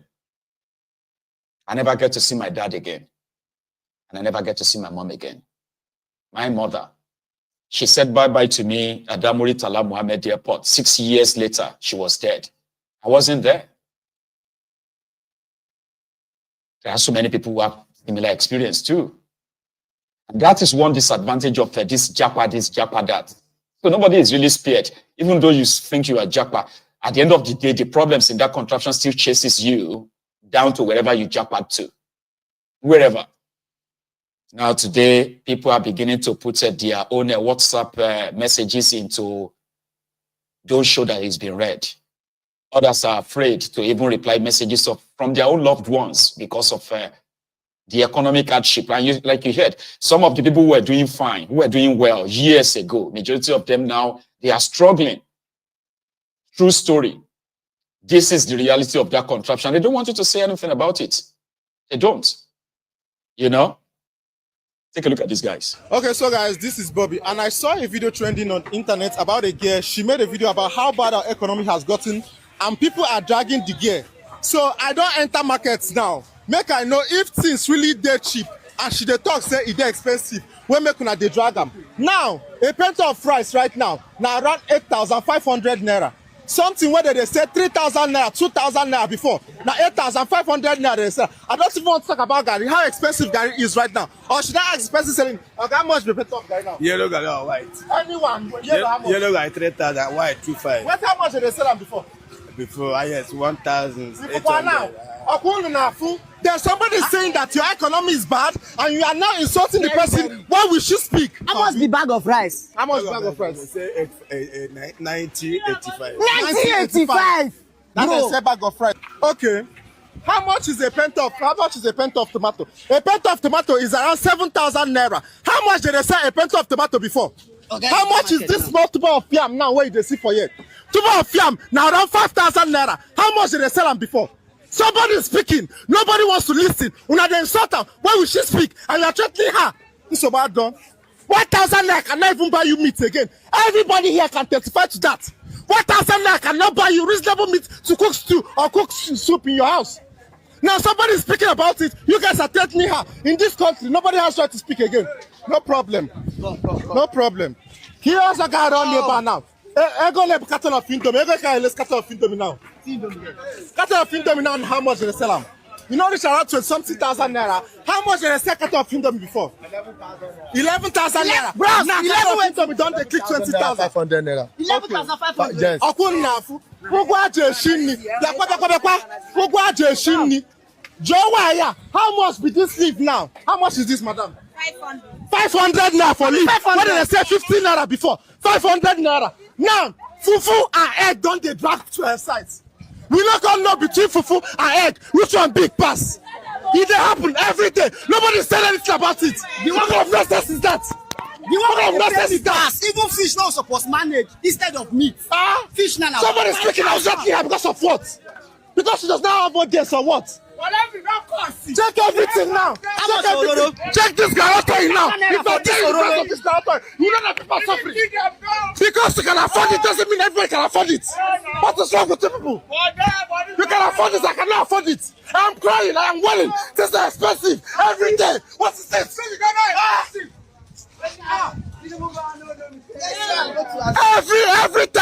Every time new president comes into power, things become more expensive than it was. And people are speaking out and you're touching the person. Go to the market yourself and price this and not expensive things, and then you know if the guy is just blabbing. What kind of nonsense is that? It doesn't make any sense to me. Bro, me, this country don't tire. It doesn't make any sense to me. 1,000 naira man go tell Zanu Ajeshini. But give me. I just want my Nigerians. It is not good to our leaders. Make I just tell now. It is not good. But if you feel that is the best thing to do.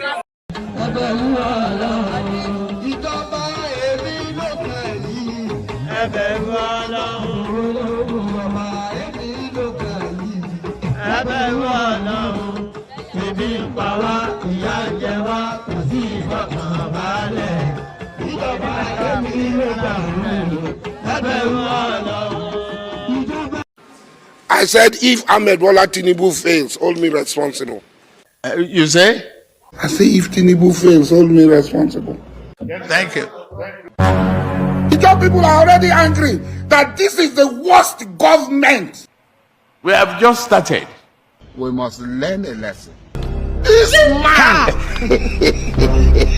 You're gonna trust man, Adam, Ojo, your eyes will see what your mouth cannot talk. How many times would they tell you before you know that Nigeria is not for you? Now they never leave you. They have left you behind. Photo, not be juju be that. Sorry, oh, sorry, oh. May God not allow them, may them kill you. May God not allow them, may them kill you. I can still go on, but we do have other stories, okay? I know some of they are just like, like an extra. The most important one is the fact that the Gen Z are now using the same social media to raise awareness on what they are going through, and that something must be done and must be done now. So even though Thiefnubu and his gang have been using the intimidation threats to try to cower everyone, unfortunately, they may soon be overwhelmed by the people that are going to be speaking up. Like this lady, I love this lady, by the way. Her position, and then the follow-up. Hi, guys. Yeah, no, hi. Well, hi to hi people, but I want to address this. Look, I was about to clean my house, and I realized that I had to make, because I couldn't type out what I felt, the sadness and annoyance I felt when I saw this video. Because tell me why a young person, give or take, 20s, 30s, early 30s, is sitting down there and being grateful for the basic things that's been owed to him as a citizen of Nigeria. On the beat for what? Kiss ass? You picked out a very 40 seconds of an entire 4-minute video. You picked up 40 seconds to capitalize on, but you don't talk about how everything in this country affects you. Rent is going up, basic grocery is going up, bills are going up, and you're not even, you're paying so much for less. Do you think I'm not affected by this nonsense? Because I just see how the quality of life just improves. It improves when you leave that place. But the fact that you're fighting so hard to stay in retrogression is beyond me. This has gone from, it's not even spiritual. We can't even say it's spiritual village people. We are saying that it's people that are willfully ignorant. Ignorant is like you don't know. No, willfully foolish. Like you sat down, you thought about it, and you'd be like, oh yeah, I'm dumb enough. I don't deserve good things. You know, loyalty to my tribesman.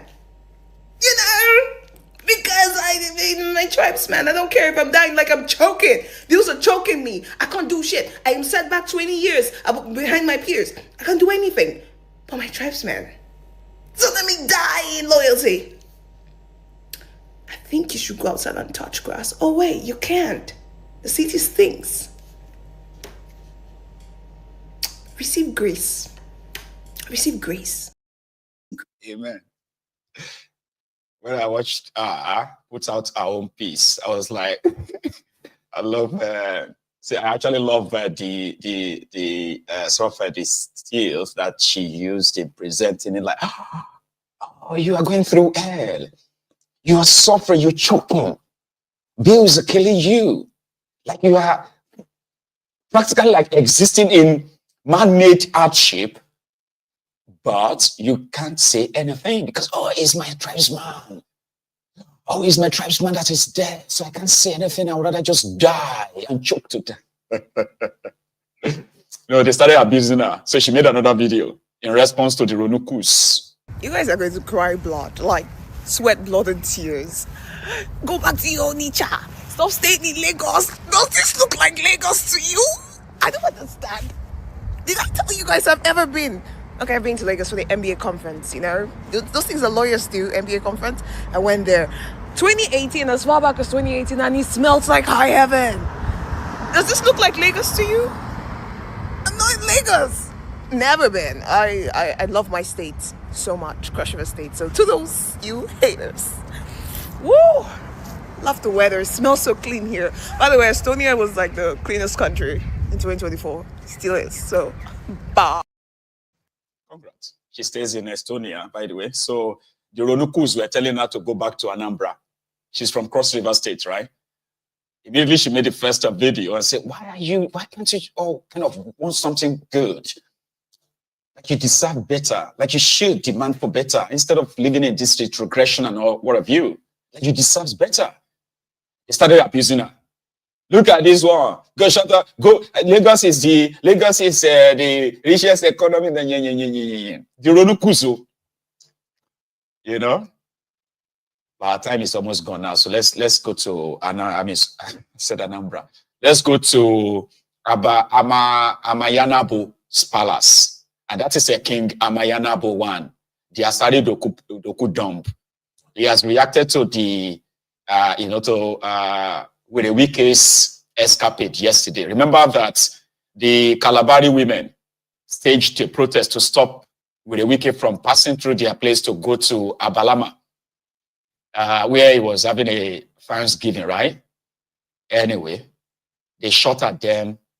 They shot at these protesters, and Asari dokudumb. King is a kingo. We should be putting King Asari dokudumb as this to say. Even that drunkard Wike knows.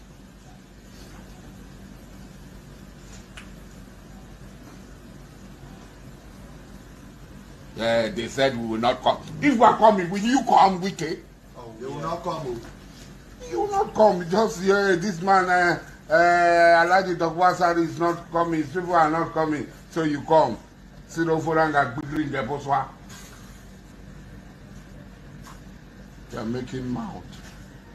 You are shooting tear gas at unarmed women. You are shooting guns at unarmed women. All you wanted to lure me. Boma in her capacity as a woman, without the police, why didn't you confront her? Was it the job of police to shoot tear gas at unarmed women? Where in any civilized society is that done? You are daring the job people. And those of you who are disgraced, somebody who abused you, out of the abundance of the heart, take your problem to him and leave it there. He's going to, who is in years or Wike? I have restrained myself. Who is in years or Wike? Who is he? What has he done before other than stealing government money? Where has he worked? What is his pedigree? Who is his father? Who are his fathers from generation to generation? Who know them? He's talking of violence. If anybody has benefited from this corrupt Nigerian system, is that idiot calling Yesoye?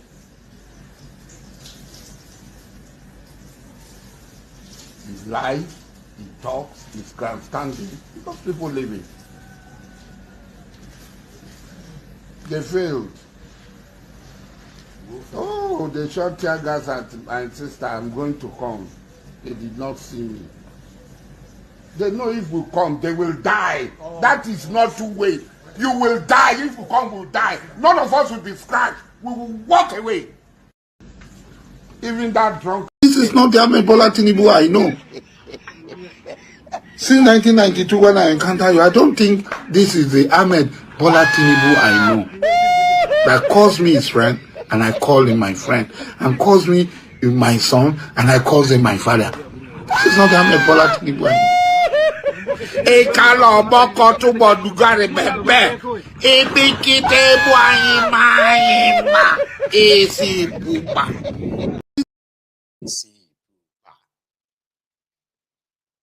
Asari dokudumb or Asari dokupig.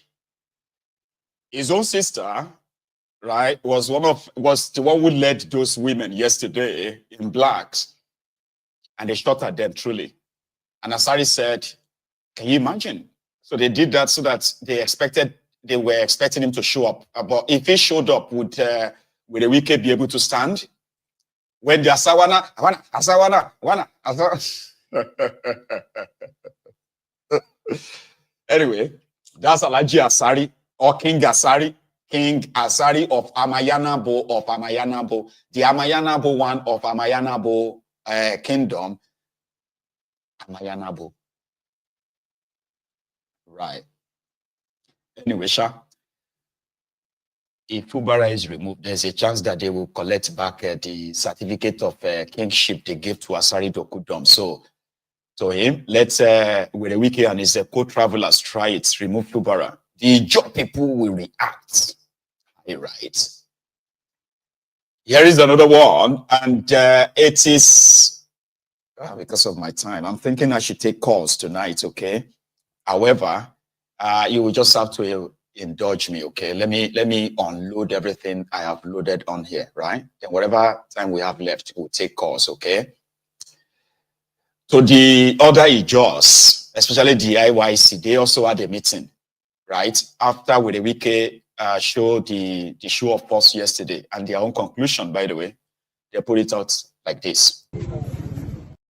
Oh, hang on. Can I ask you?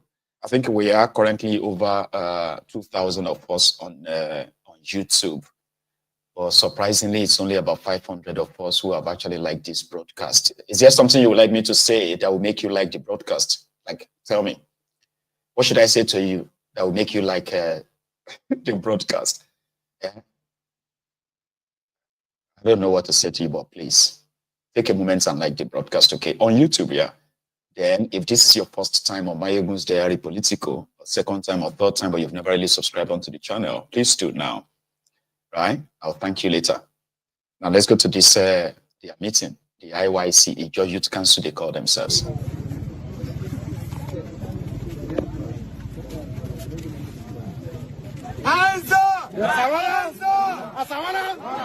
Today, the world will see that I'm Comrade Allen Gabriel, Speaker, Ijaw Youth Council, NYSC Parliament. You can see that we have shown our bravery.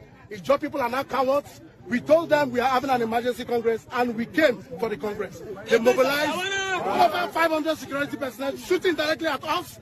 We are not deterred. This is just the beginning.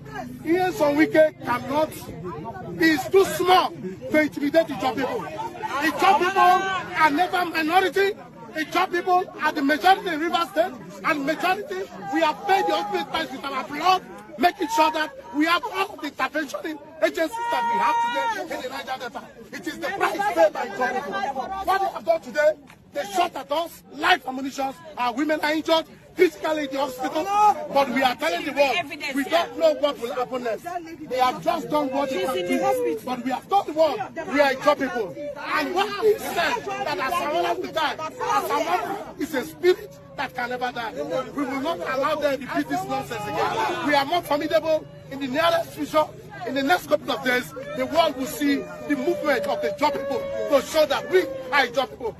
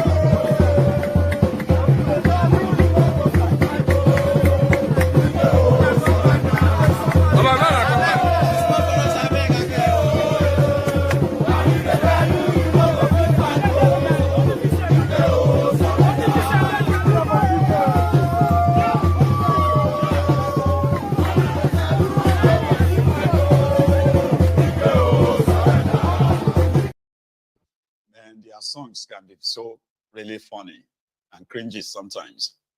Which one is Wike? We they tell you say you know go feel fight you. Wike oh surrender. Is that a song? Wike oh surrender. Wike oh surrender. We they tell you say you know go feel fight you. Wike oh surrender. Another one will tell you that Fubara must obey Wike. We obey, Fubara must obey, Wike, obey. What the heck? Grown-up men and women, like, politics, man. Anyway, everybody is trying to fight for what they believe in, right? Wherever it is, you know, wherever, it is that pays your bill, right? You probably have to like defend that, don't you? So when El Rufire, the Kaduna Littlefinger, joined SDP and made the announcement, the declaration, he also invited other oppositions to also join. He was dropping the name of Bokohari, by the way. You know, remember he said it was Bokohari that told him to go and contest for governorship of Kaduna. That he never wanted to be governor. You know? And then he also said that he consulted with Bokohari because now he had to leave APC Egbekegbe to save Nigeria. So therefore, Bokohari also gave him the go-ahead to go and join another party. Only for Bokohari to turn around and say, no, I didn't say that too. Anyway, that was something like a consolation for the Thiefnubu and his gang at that point, right? Knowing that Bokohari came out to debunk. It was actually Garbage Shehu, the Garbage Shehu that came out and said, oh, Bokohari is still a APC member, he is not joining them in SDP.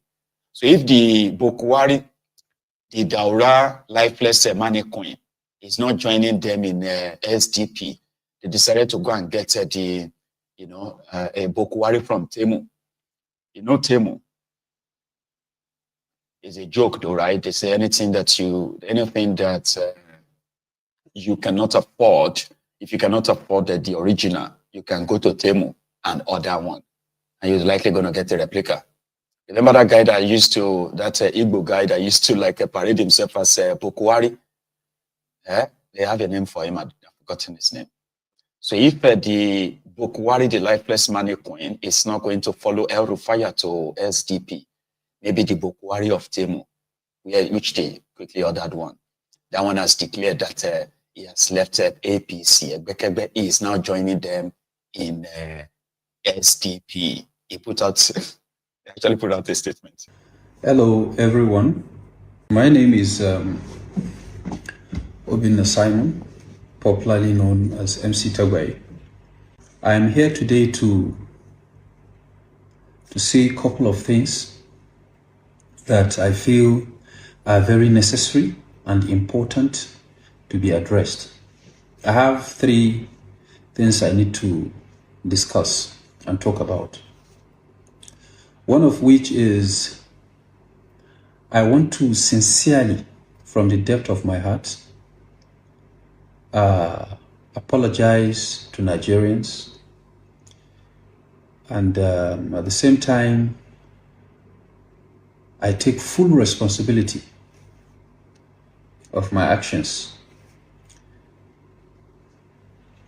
during the 2023 presidential election, the campaign and all of that.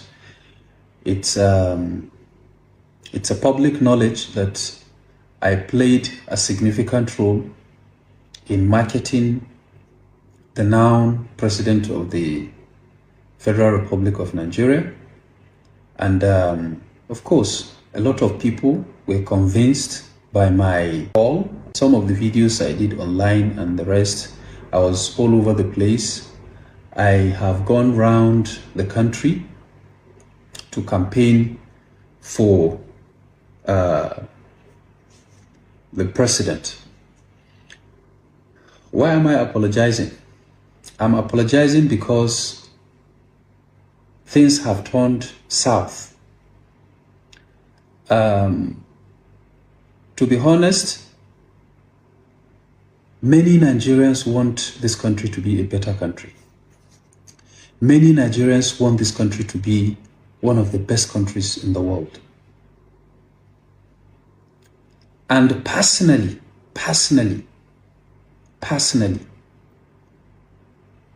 when after the primaries of the APC, I didn't support the president during the primaries. I supported a different aspirant.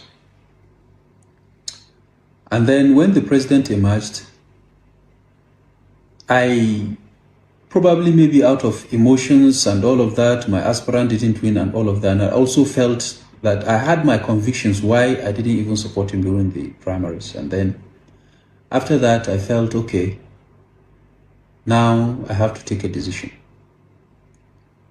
And then it took me a while to even come, to jump into his campaign train.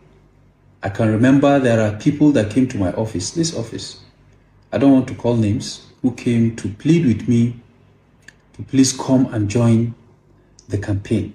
There are some support group, one or two, like three of them, three support groups, different support groups. They came at different intervals that please, I should come and lend my voice and, campaign for the now president. It took me time to decide. But when I made up my mind to campaign for him, some of the points I looked at was, this was a former governor of Lagos State. And he did 2 terms in Lagos. And sincerely, the things people see in Lagos are the product of his leadership as at that time. No doubt. The fact that we're in opposition now does not mean when you do good, we will not say it. He did wonderfully well in Lagos. And so I was like, okay, if this can be replicated in Nigeria as a whole, it's a good thing. It will be a pride for me that I supported a candidate that have changed Nigeria. So I said, okay, that's fine. And also with the knowledge that the Southwest have a very good, knowledge of economy and finance. I said, I think this is a good one. Then I jumped in. But unfortunately, this is almost 2 years down the line. I was not sure if I was wrong after 1 year. But this is going to 2 years, and I was convinced that I was wrong. We have never in this country had it this terrible, so tough like this. And so I decided, I made up my mind, no, I'm not going to continue like this. Some of you might say because I've not been given appointment and all of that. Well, giving appointment as a politician when you campaign for a candidate and he wins, reward is inevitable. Why is it inevitable? Because you have convinced a lot of people under you to support the government. They took risk, they invested their resources, they invested their time, okay?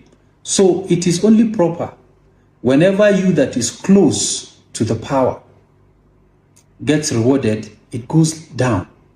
It's a chain, okay? But that is not even happening. Okay?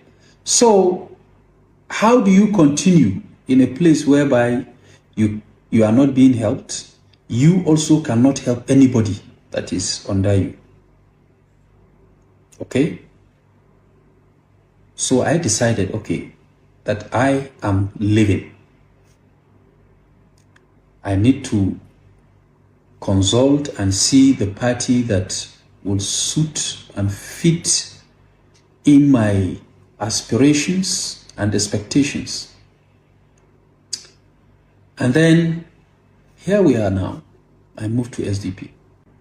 And trust me, in my entire life, I have never in my life felt so relief, felt so good whenever I take a decision like this one. As a result of being in opposition, we are going to stick to democratic ethics of opposition. And we will leave no stone unturned in this opposition. Reason being that this is our country. Nobody is more Nigerian than the other. Nobody is more Nigerian than the other. The only thing is that your actions have a lot to say. if you love Nigeria, or if you love Nigeria less. But I know for sure there are a lot of people that want to see Nigeria triumph, that want to see Nigeria great, that want to see Nigeria of their dreams. Many, I can't say all, because there are so many that will think and believe otherwise. I think na statistic we go chop.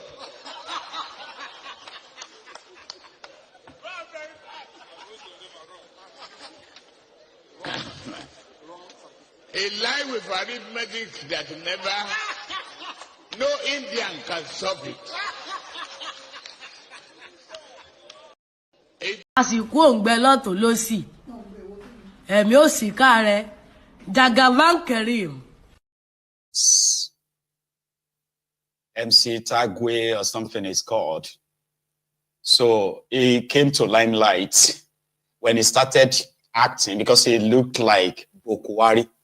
So he started acting like Bokohari, you know, and that's why we call him the Bokohari, the Temu version. So right now, the acting is over, okay? The Bokohari that he supported destroyed Nigeria. Thiefnubu just continued from where Bokohari stopped. So that's compensatory enough, right? If Rufire couldn't get Bokohari to join SDP, the original Bokohari, so they will just have to use the Temu version, so to say, to nobody until further notice. Finally, which is going to be a quick one too. I would have loved to elaborate a little bit more, but because of our time, Ireti Kingibe, the woman that signed the suspension of Natasha Akpoti, when she accused Akpabiole of sexual harassment, remember? And she got some backlashes. There's some latest development though, right? It is being reported that they are now scheming on how to make, to make this go away for Akpabiole. So let me tell you what I have heard. We all know why they had to suspend Natasha for 6 months. It is a cover-up and see if she could be muzzled up enough to force her to apologize and withdraw that sexual harassment allegation against Akpabiole. She went to New York. And she went to New York to go and tell the IPU in the United Nations of this same treatment. And it's obvious that the supposed Senate Committee on Ethics, they should have heard the allegation, probe it, investigate it and give their verdict. That they hurriedly told the whole world that Natasha's petition is dead on arrival, which means they are not going to attend to it, but she will be punished for daring to, to expose the Randy Akpabiole of sexual harassment. Now, they went on after suspending her, rejecting her petition, then, going on media sort of a campaign, right, to attack her personality and what have you. That seems to be backfiring or to have backfired. Because everybody is saying, why didn't you investigate this allegation? Why didn't Akpabiole step aside for a moment? And so many other questions that people have been asking and believing that there is a cover-up. And they are coming up with a new idea now, right? They're going to pretend, right? Barao from Kano, which is Akpabiole's deputy, right? It will now preside over the Senate. And then these ethic committee guys, they are going to say they've investigated Akpabiole and they have cleared him of any sexual harassment. In fact, they are now going to have to suspend Natasha indefinitely. This is the new plot, by the way. But we are going to see them play that out, all right? So that their own, their reason is because the rest of the world have heard about this sexual harassment and others. And the only way to save Akpabiole is to make it look like they are doing an investigation and they have cleared him. Not just a vote of confidence as they did a few days ago. So Ireti, who believes that Natasha was suspended because of her misconduct, refusing to move her seat when Akpabiole told her to move. Now she's singing a different tune because, yeah, the Obidients, who are not pretty much like the Ronukus that we defend all the horrible things that the APC, Egbekegbe, represents in the name of being members of that occultic group. The Obidients have been tearing her apart and they've told her, you disappointed us, we will pay you back at the right time. That's, that's going to be in the next election, I think. So Ireti is now saying that, no, I did not join them to suspend her for making a sexual harassment allegation. No. I only signed the suspension, letter or so, because it is against the Senate rules for anybody to disobey the Senate president. That when it comes to this sexual harassment of a thing, she is going to lead the fight. Fight who? I don't get it.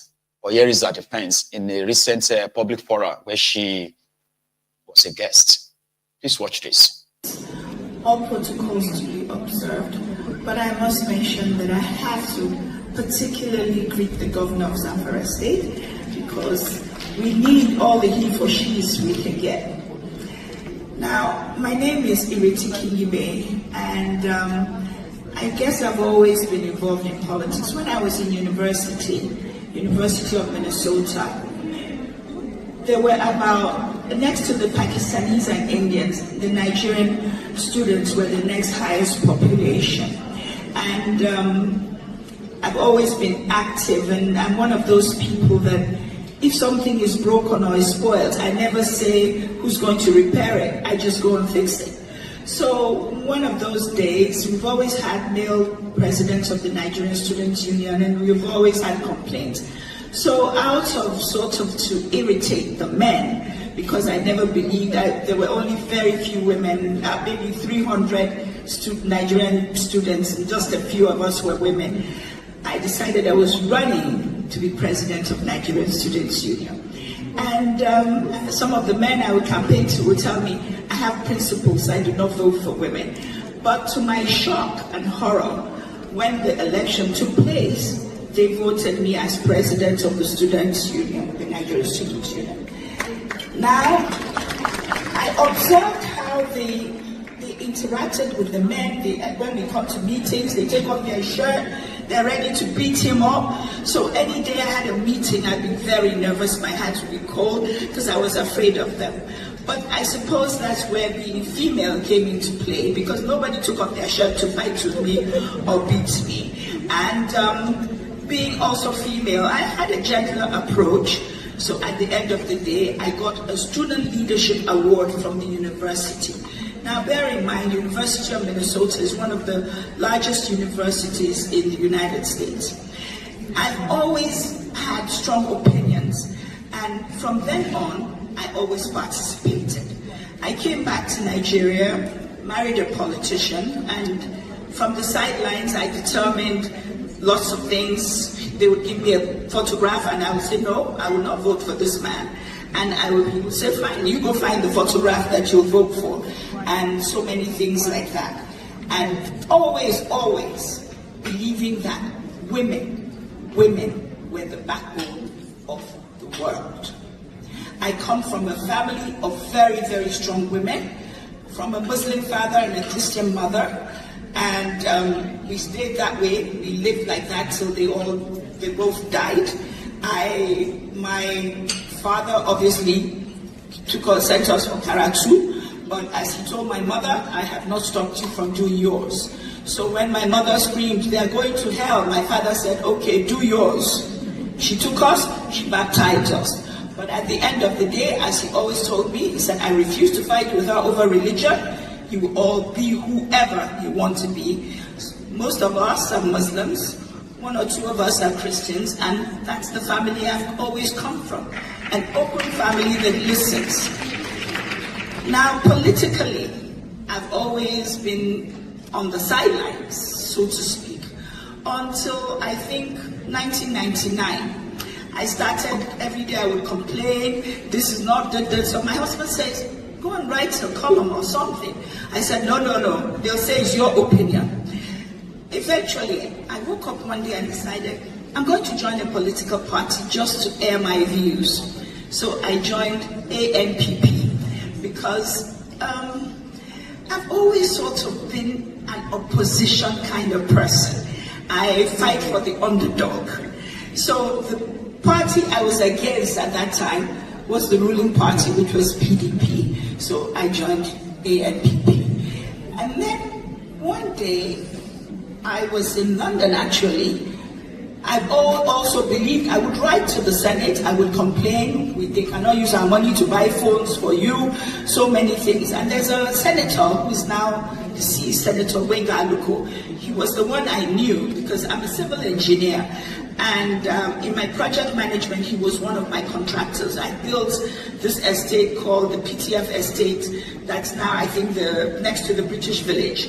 And I had 42 contractors under me, of which he was one of them. So when he became a senator, I knew him, and I would direct all my complaints to the Senate to him. So one day he calls me and said the incumbent senator of the Federal Capital Territory was looking for a woman to give her structures to. I suggested you because you're always so critical of what we do in the Senate. So when he told me, I said, no, I don't know anything about being a senator. I don't know how to be a senator. He says nobody does until they're actually a senator. Then I still refuse.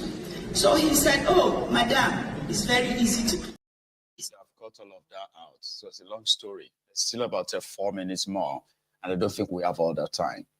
I've exhausted my own time. So I'm just going to leave it at that. Okay. And hopefully I'll have another chance of sharing more from her to you. So I'm going to take a short break right now. And then I'm going to come back and take calls. Okay. So this is where you comes in. If you have anything to add to this chat or your own view, then you have the opportunity in a minute or two. Now, if you also probably have to go because of the time, please remember to like the broadcast before you do that. Okay. Thank you so much to over 200 of you that reacted when I said that on YouTube, right? We are still currently over 2,000 on YouTube, but we are struggling to get 800 of you who have liked the broadcast. So let's keep it coming, please. Take a moment, go on and like the broadcast if you haven't already. I'm going to be back in a minute or two. Then I will take calls. The number to call is right there on your screen. Use it. Okay. What else do I want to say? Maybe I'll say them later. Okay. So I'll be back.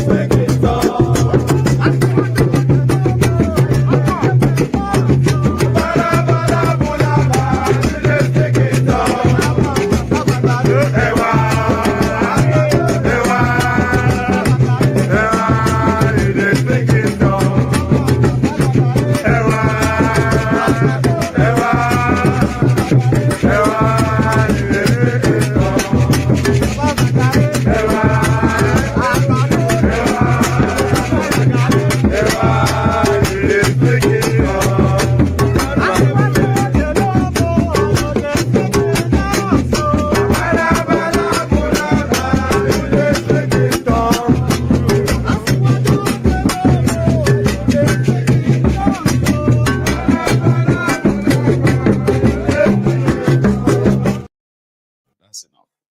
So thank you so much, brethren. I have my first caller this evening. So let's do it chapali, because of our time. Hello there. Mr. Maegu, good evening. How are you doing? Long time. I know. Good evening to you too. How are you? I'm fine, thank you. Rant. So you're my first caller this evening. So yeah, please.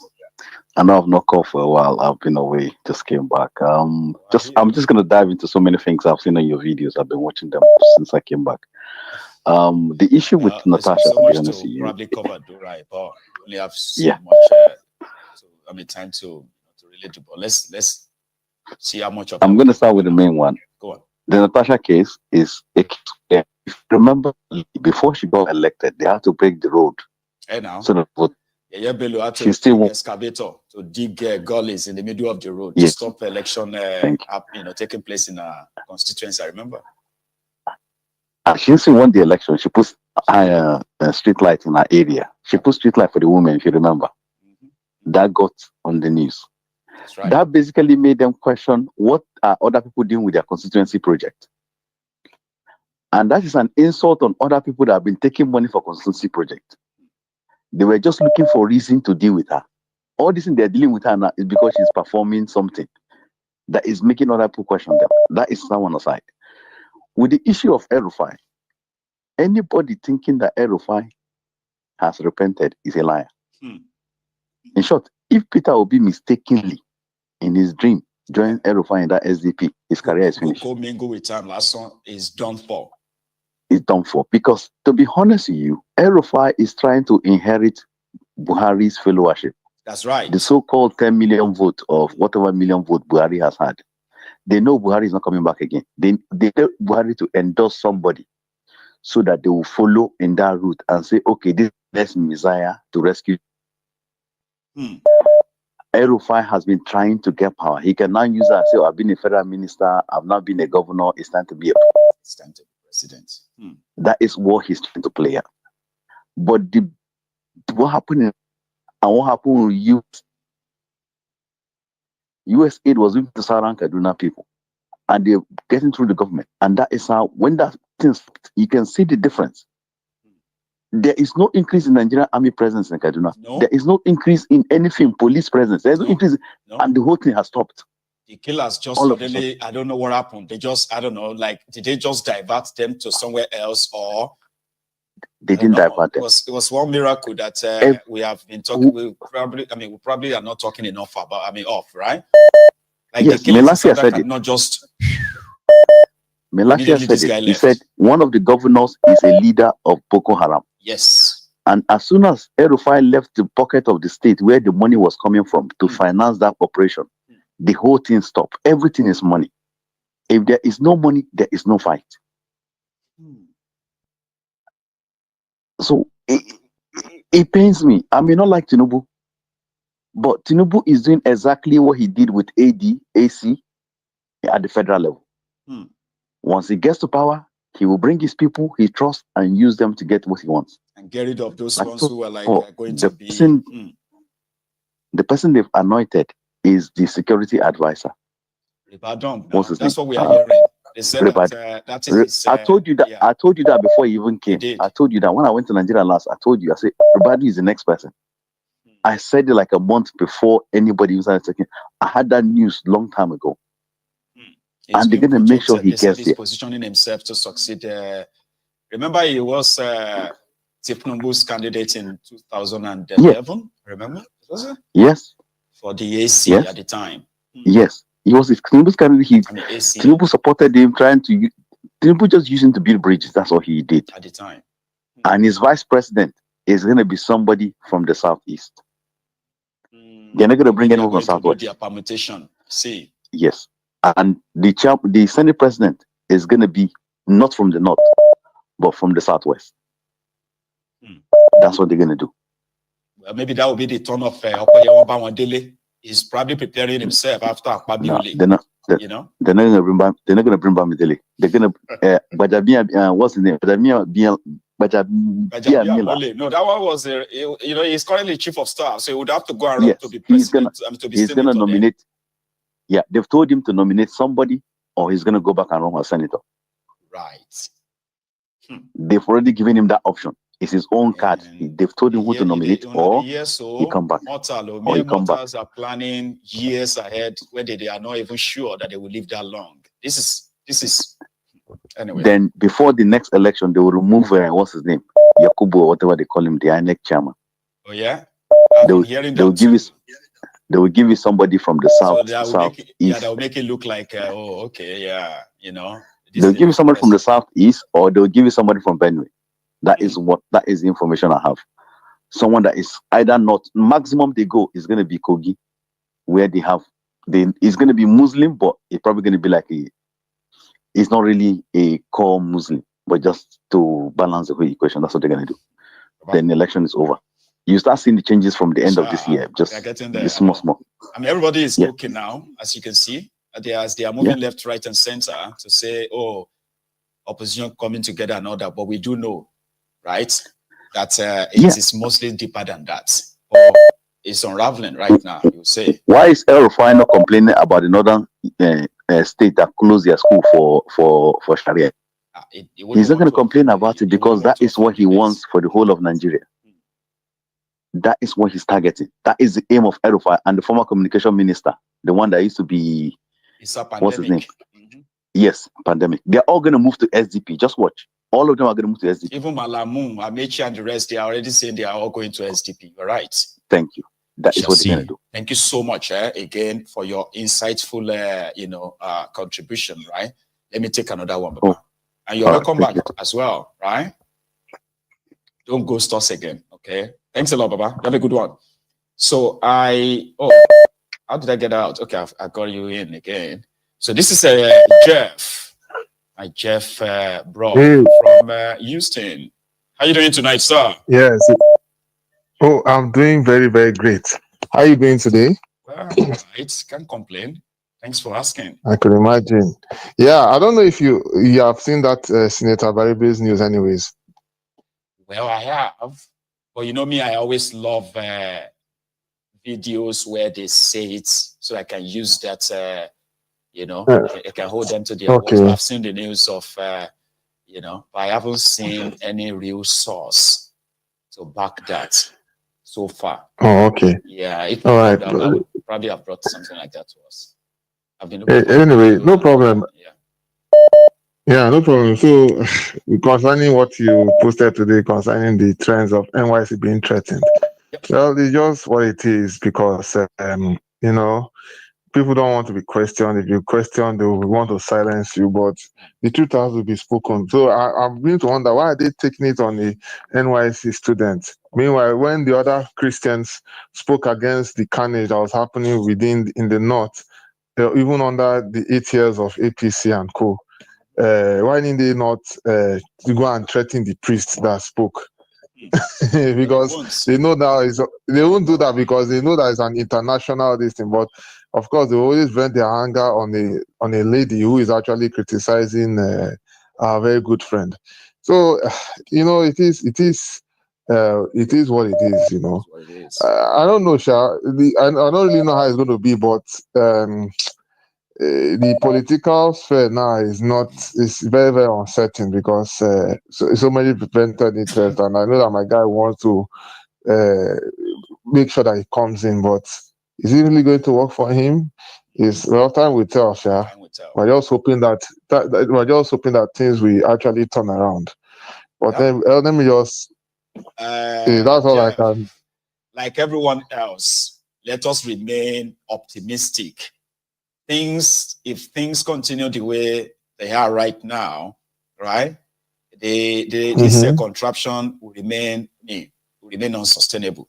So it's just going to be of course before everything implodes. Yeah, because as it is now, even in the Sahel regions now, they're even doing things that we Nigerians are supposed to have been doing all along. They are rebranding, they are repositioning, and things are moving forward. But when it comes to our motherland, our fatherland, you all know now, it's just the usual. It's more or less like a caricature. And Exactly. And a situation whereby, for instance, even though Dangote is not entirely has his own issues, but a situation whereby at least they are trying to see how they can bring fuel down, and some marketers are saying no. Why is he trying to bring the fuel down? That's to tell you that these people have a hidden agenda. So they just love as Nigerians are going through untold hardship, and is no longer sustainable. And I know that one day we are going to overcome it. I mean, anyway, let me just. We'll see which generation is going to probably drag us out of our slumber, because it seems like we are currently suffering from a generational slumber, sleeping. Jeff, Exactly. take another one. Okay. Thank you so much. No problem. For always. Okay. Okay, you're welcome. Thank you, sir. Yeah. So here is another caller. Hello. My good general. How are you? How far, bros? Baba Adeo, man, I can't really complain, by the way. But yeah, yourself, how you doing? Man, I do all right. I've been feel bad. Say I was hoping to see you, and you end up in Texas, not in Georgia. I know, but you know something, we have to plan it better next time, so that I can possibly be in 2-3 places on that trip, and meet a lot of lovely people like yourself before I come back. Yes, okay? But yeah, your America is just too big. Yeah. You know, your America is like 50 countries. So I tell you, we plenty for Georgia here where would they wait for you? It was. Don't worry, one day go be one day. Yeah. One day go be one day. We shall have a meet and greet. You know, even have a click of glasses and as well. You know what I mean? So I'm I'm being optimistic about that too. But yeah. Yes, sir. I'll get that chance. Going to the topic, my brother. Yes, sir. Here we are. I say, sometimes, I don't know whether I have to cry or to scream or to shout or to. The problem. The reverse says that sometimes when your situation is beyond crying, you just laugh. It doesn't mean that it's funny. It's just that like it's beyond cry. Situation in that place is beyond God. And the funniest part is this. The funniest part is the people that come to defend this madness. That is the thing that baffles me so much. And I won't lie you. I don't have a friend no more. Almost all my friends will get this madness on their head. I just decided to not be only block them, delete their number, and even if I know as I can delete their memory off my head. You know? Because it's annoying. Like the thing, sometimes I think about it, I like, man, can you imagine how human being will be? Somebody is trying to choke you to death. Meanwhile, the only thing you can do is to look around, to look for somebody that is being choked like you and said, oh, as long as they are choking, no problem. Make all of us they choke. Then they do shaka before. Man, the mentality is irritating. Like, see, Baba, I don't. You are talking about your friends, possibly they are doing well on their own, which categorize them as people. You wait now. You know, if you have friends doing well, you have the ones that are not really doing great because they have become victims of this failed system. Then you see them with so much, I don't know if I want to call it indifference or so much level of ignorance or something, because I don't know how to describe it, Sha. Like something is hurting either yourself or the people you actually love. You can see it, but you are excusing it. See, if you call it ignorance, like the lady said, if you call it ignorance, you would like just give them a pass. Right? Yes, you give them a pass. It's but not they do know what they're doing. They do. When you know how that country, you know, most of us, we did not just stay away from that country as young. No, we lived in that country. Somebody, a place that you will see there's light. Yeah, like NEPA bring light now, and the next minute they take the light. People will come outside. They are mad because they take the light, right? But when they look, they say, "Oh, Papa Ngozi no get light. All of us don't Thank get God. light. I bet all of us, make all of us. You see that mentality. Why they tell you, like, I went to school, somebody that cannot even scream or shout before in his life, but immediately they give a head boy, a labor prefect. Oh my God, his school uniform changes. The kind bulala way go they carry come school. Now so his head go big. Every other person look like toy to her. So this thing did not start just today. It's the mentality where these old fools will call our parents and this thing. I'm not playing. I know they joke. Even when I'm like, my dad still lives. When I'm describing the thing to me, I ain't gonna tell me slow. I say no, be slow down. This is sorry, get respect. I'm not going to slow down. No, your generation did just get you. Honestly speaking, see, sir, my I'm not talking body about you. boy. I know you. My body is boy. But your generation did just get you. Eh? My ego. That's the reason why I still stay away from that town. No.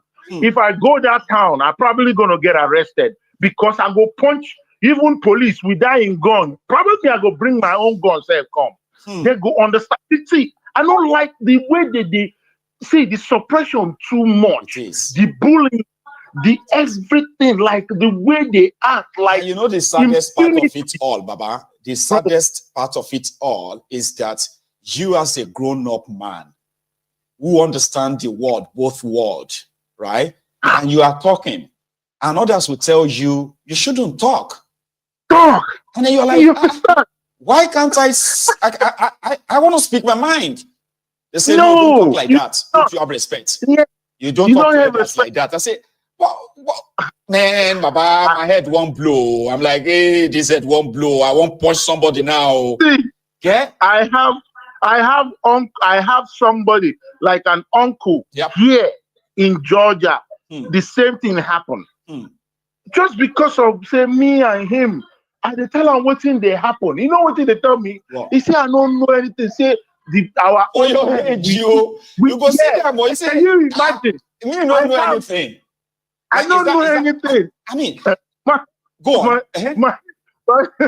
My oldest son don't they want to enter university. I don't know anything. You don't know anything. You don't know. You don't understand. Like, you don't understand what you're saying. Let me tell you, you are too young. Say, Uncle Timba, Mama Toro. I'll go to talk. I'll go to ask for Gafuru like for forgiveness later. But Timba buying, and just behave.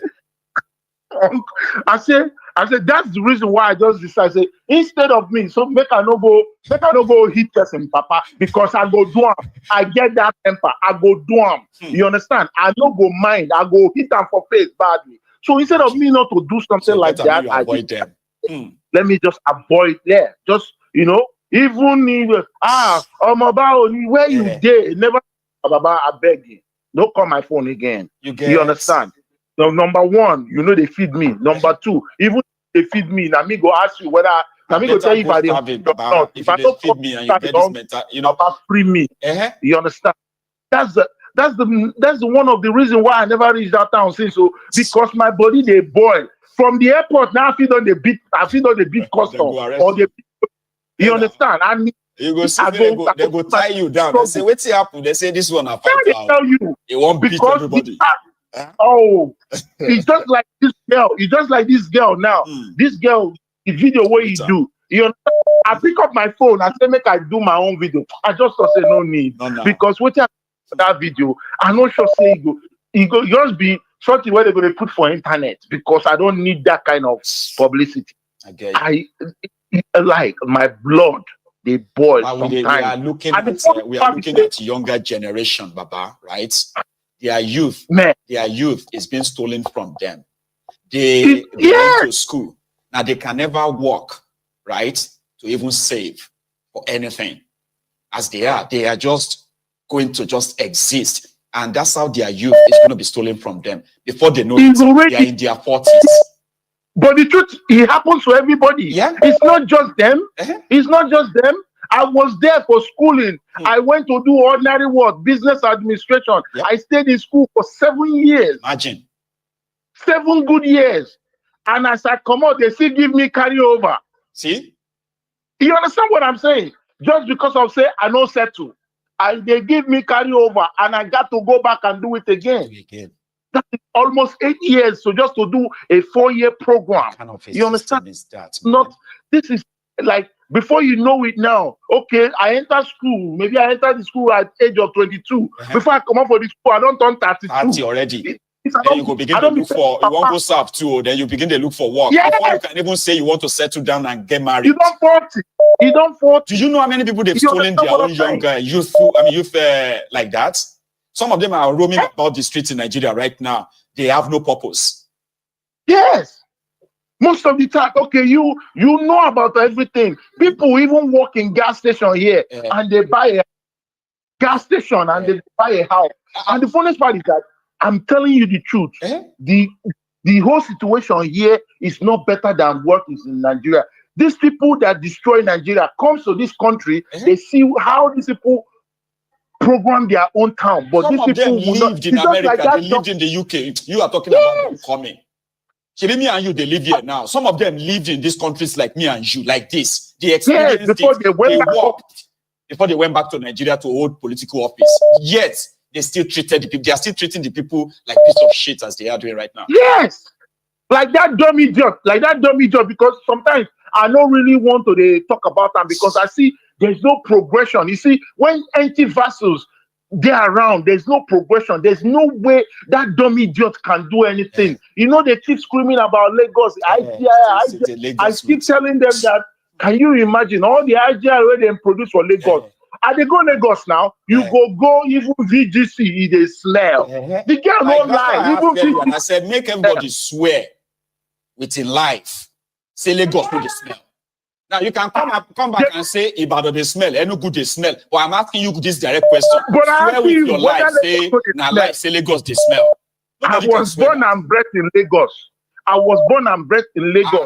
Lagos don't they smell? No be today. Because of one, they know they clean the gutters. They don't do anything in Lagos. What they do now? Waka and pass. When everybody kind of pretend say the girl they lie, like sin a lie.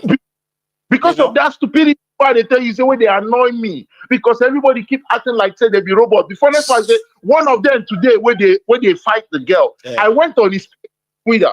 I make a background check on that guy. This person they stay for Shomolu. If you see where they stay, that person, that guy, he be like now one person they buy him that this thing. He get one dump site where they that Bariga side, Baba. If it rain, don't even go there. Don't go there, bro. You know what I mean? If you see that 1-room apartment, and if you see how the kind this rapper where you use do cutting, but that somebody where they buy data for, maybe they don't buy a 1,000 naira data. Tell and say go online, but they still lobby. When I tell this guy finish now, it doesn't even know. Maybe you were born in Lagos or you're a Lagosian. To them, maybe I'm more Lagosian than most of them. They will tell you to. It's a shame, Baba. Before that's why we say sometimes they reach me because number one, if I tell you where I don't live, me I don't live for Koolu, I don't live for Ijaw. I live like almost 5 years in Ijaw with grandmas. Where we say all of them they be born as in they never come up on Ijaw for their life. You know. You understand? When we say if I wake up in the morning, I they eat their food, their begiri, I they eat life.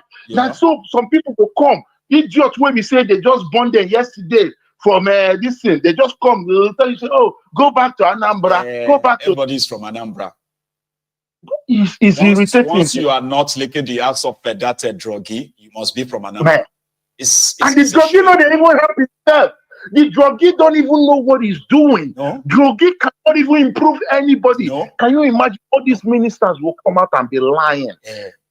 With confidence, like they are believing the lies. They call it a temporary hardship. Temporary. That one they kill me most, right? You understand? You know when you have politicians in America, when we say that they lie, people go jump into the studio and break everything. Now something like that, where person like me go do if I did there where that man they lie, I go break everything for there. It's annoying. It's a shame, Baba. It's more than annoying. And it's so annoying in the sense that they always have their enablers. Here you get. People are suffering, they themselves are suffering. But to them, right, if they are suffering, everybody must suffer. everybody They are will not suffer. interested in improving their own lives. They are No. they are fine with all of that.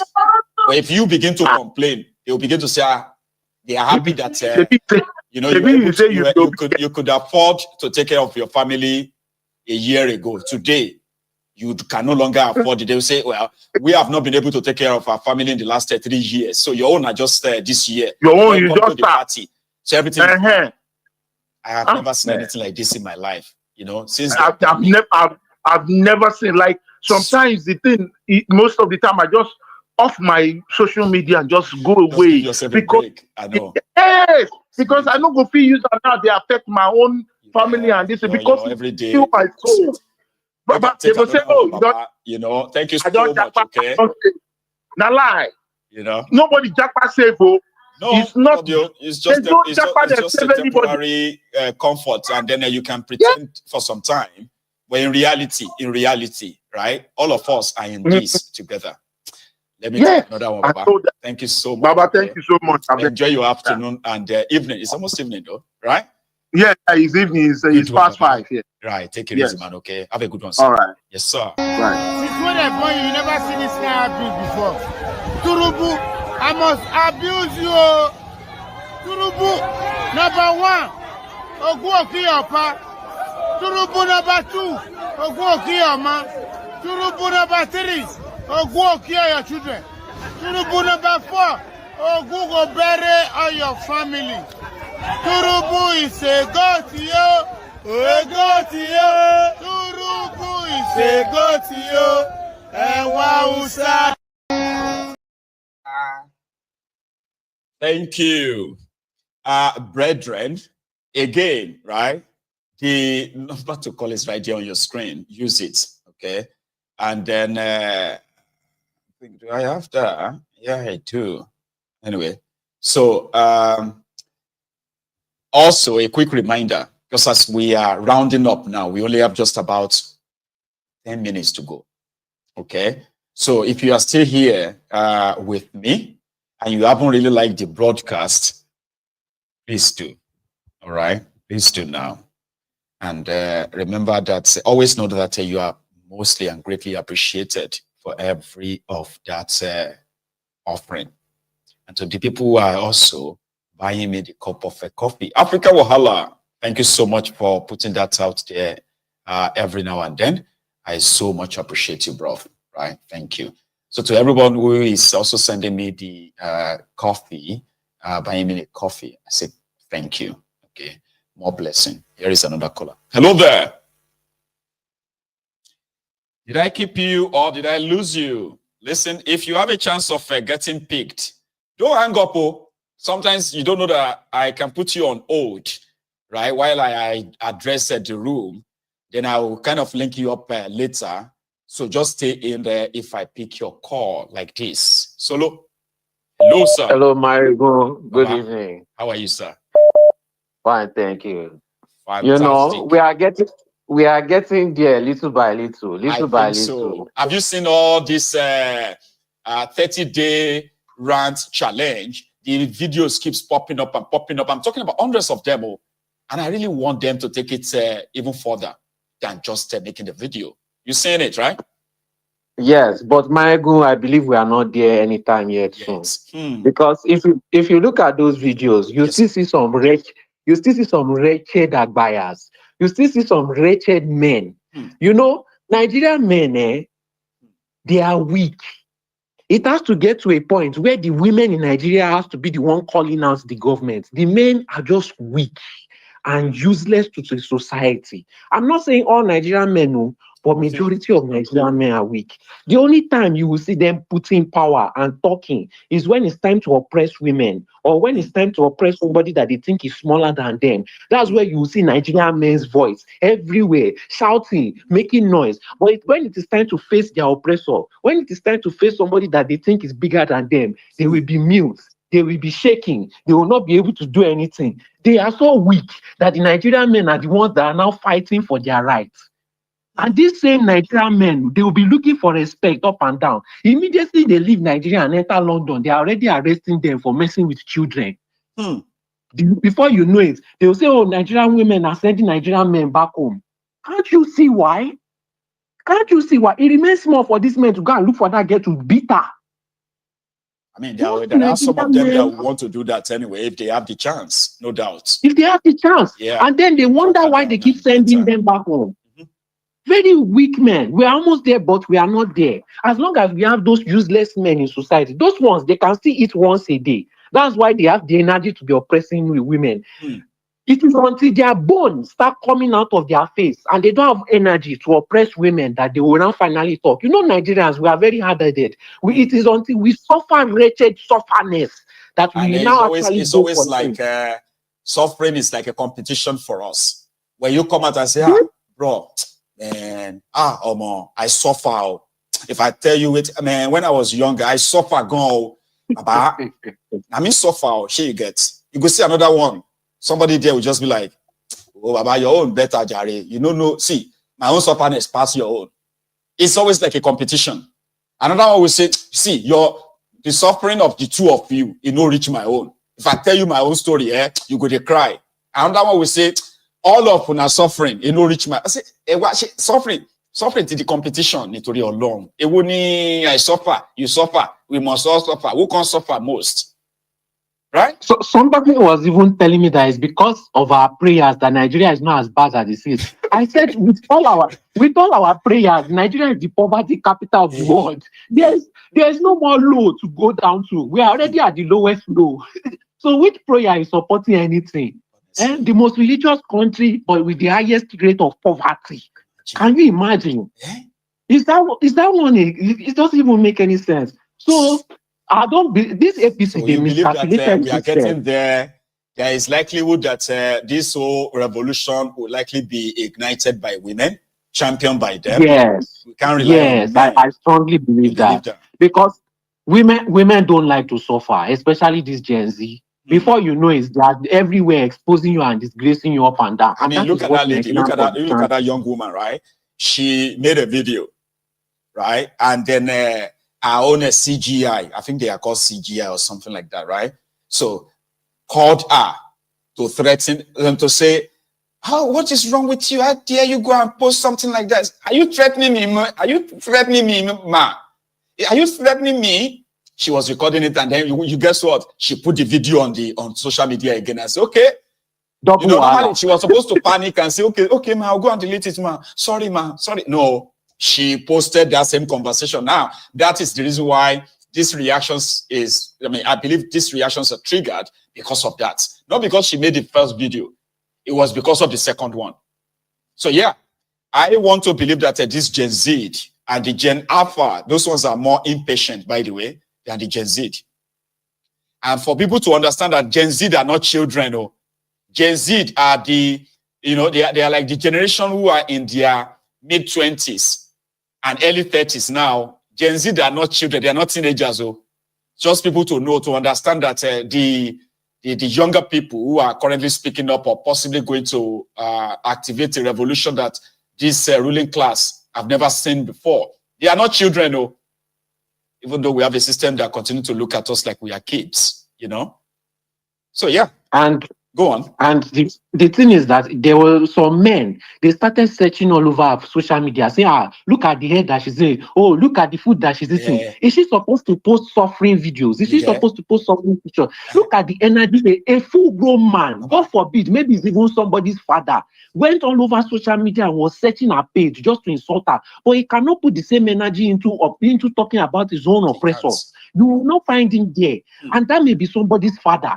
These are what Nigerian men are looking for. Gossip, social media, this one. Like they are just useless to the whole society. Very weak men.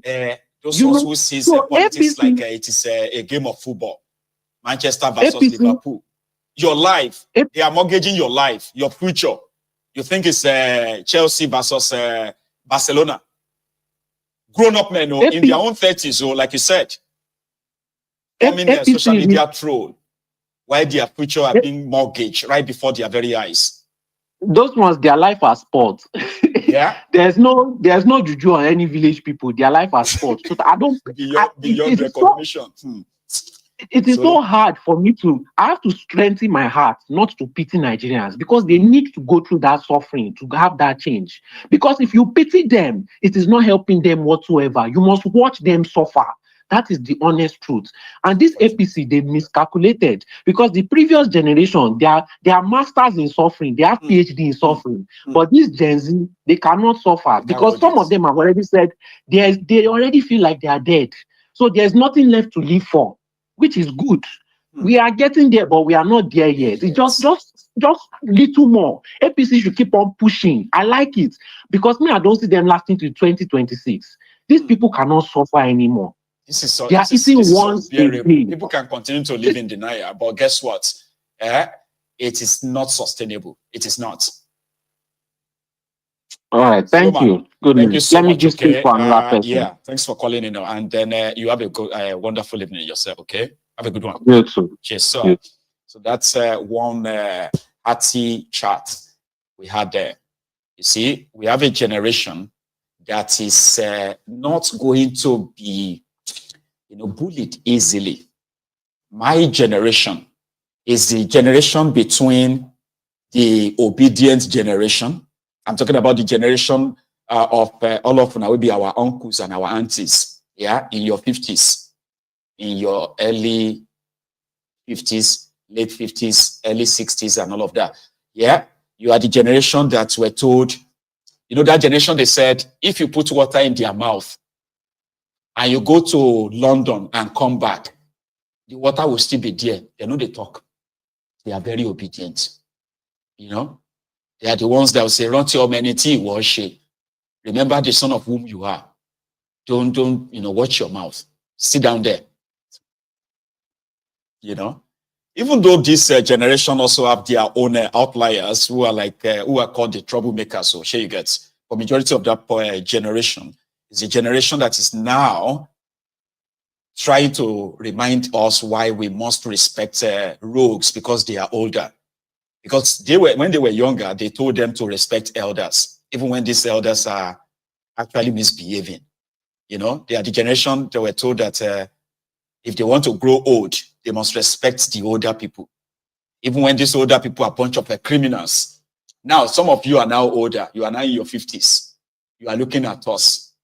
I am in my own early 40s, okay? So I'm in between this Gen Z of a thing or Gen X. I don't even know which one. Which one I belong to now? All of us, we were born in the 80s.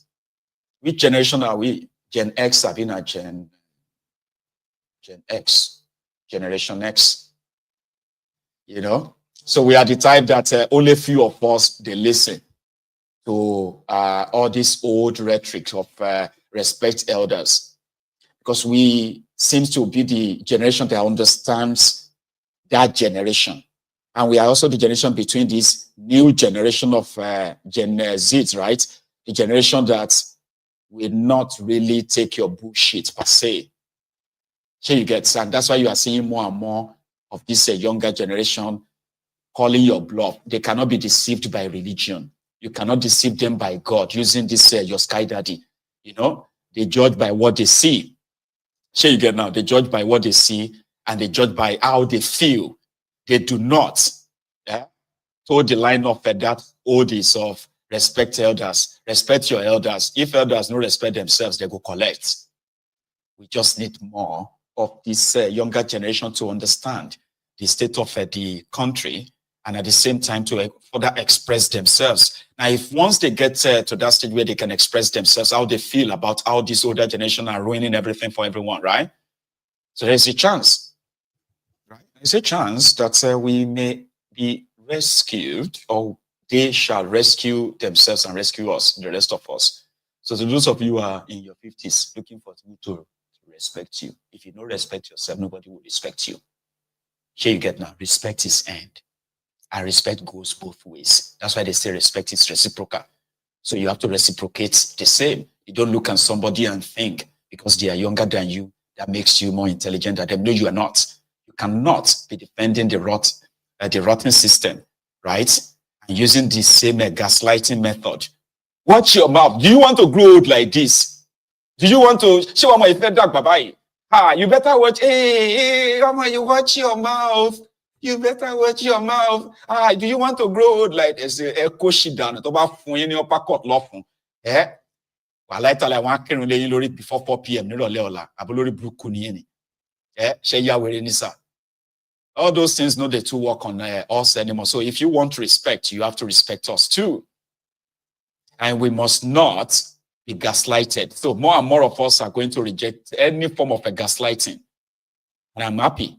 Yeah. That we have a generation that is now bringing themselves in tune, not just TikToking or what do you call it? Making skits and content. They are now actually addressing the the society problems because they are living in that society too. So Solo, you're right. We're not there yet, but we may not even be far from it. Okay. So we have to get as many of them as possible more interested in what is going on, right?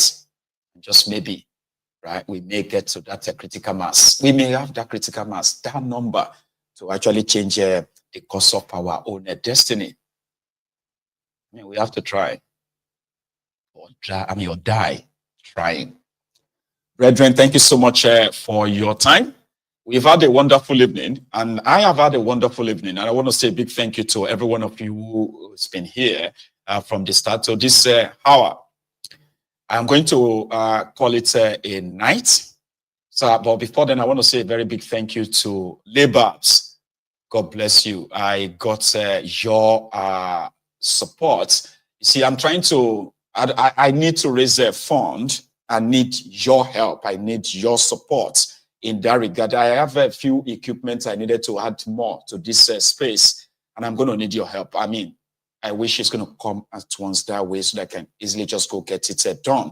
But once I finalize how to put that out, I would seek for your support. Until then, the most important is that you are here and you have always been sharing and liking the content here. So keep doing that. It is the most precious gift you can give to me every time you turn up, okay? So I will see you again, everyone. Enjoy the rest of your evening or night. Okay. So from here, it is a good night to you. Latu and Tigris, thanks so much for your super chat as well. Good night.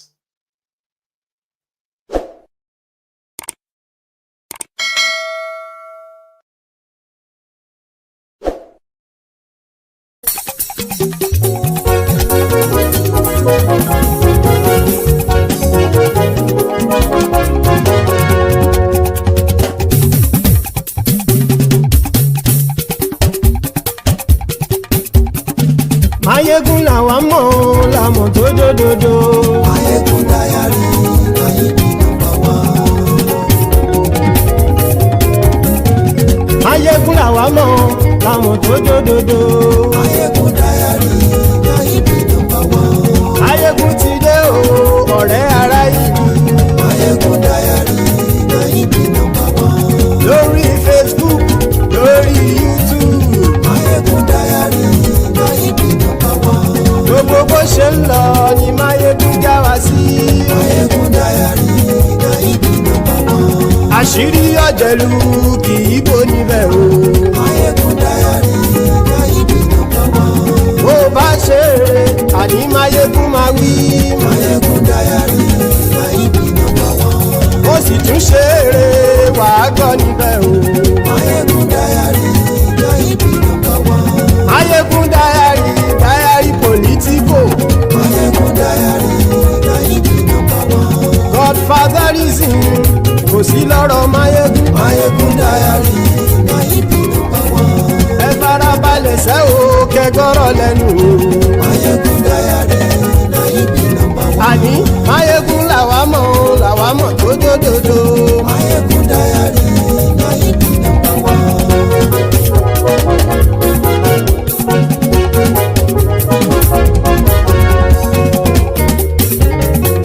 Àní ẹ̀sùn ràkì. Mayegun ti dé. Mayegun ti dé. Ọ̀jẹ̀lú ẹ̀sùn ràkì. Mayegun ti dé. Àní ẹ̀sùn ràkì. Mayegun ti dé. Lórí Facebook. Mayegun ti dé. Àní ẹ̀sùn ràkì. Mayegun ti dé. Lórí YouTube. Máyégún ti dé. Àní ẹ̀sùn làjù. Máyégún ti dé.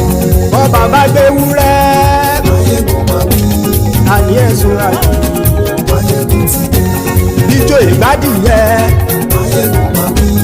Àní ẹ̀sùn làjù. Máyégún ti dé.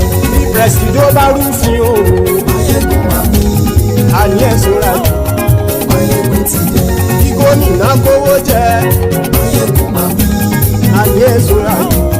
Máyégún ti dé. Ọlọ́pàá tí ń darí bá. Máyégún máa wí. Àní ẹ̀sùn làjù. Máyégún ti dé. Aṣòfin tí ń rúfin o. Máyégún máa wí. Àní ẹ̀sùn làjù. Máyégún ti dé. Òpùrọ́ olóṣèlú. Máyégún máa wí. Àní ẹ̀sùn làjù. Máyégún ti dé. Ọ̀jẹ̀lú ẹ̀sùn ràkì. Máyégún ti dé. Àní ẹ̀sùn ràkì. Máyégún ti dé.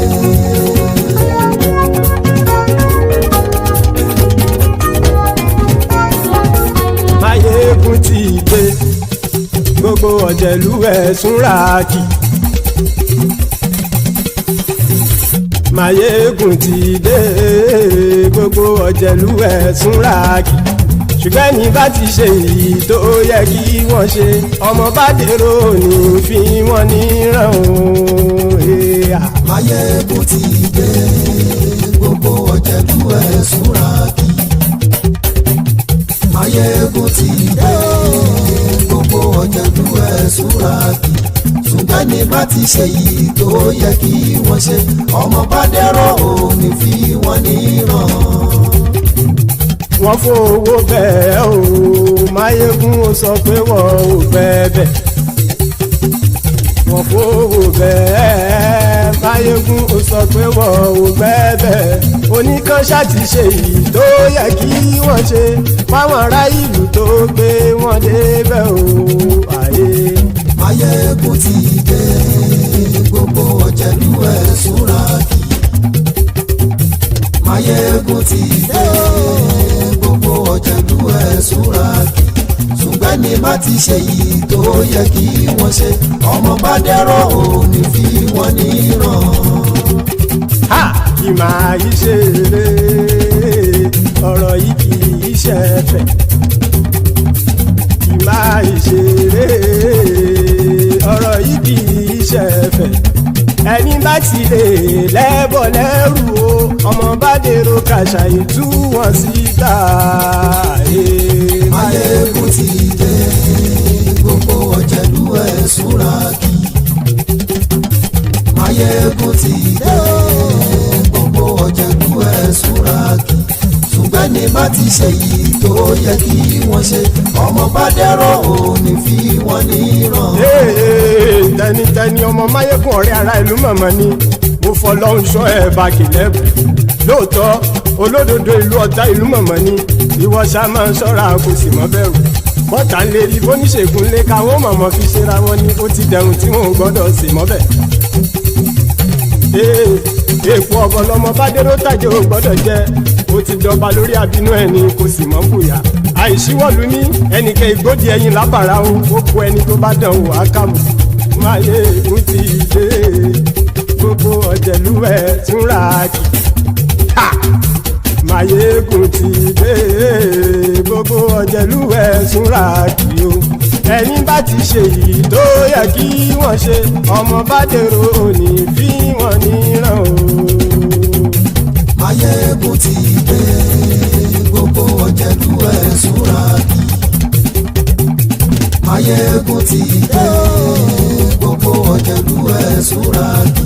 Ṣùgbọ́n ní bá ti ṣe yìí tó yẹ kí wọ́n ṣe, ọmọ bá dẹ́rọ̀ ò ní fi wọ́n níran.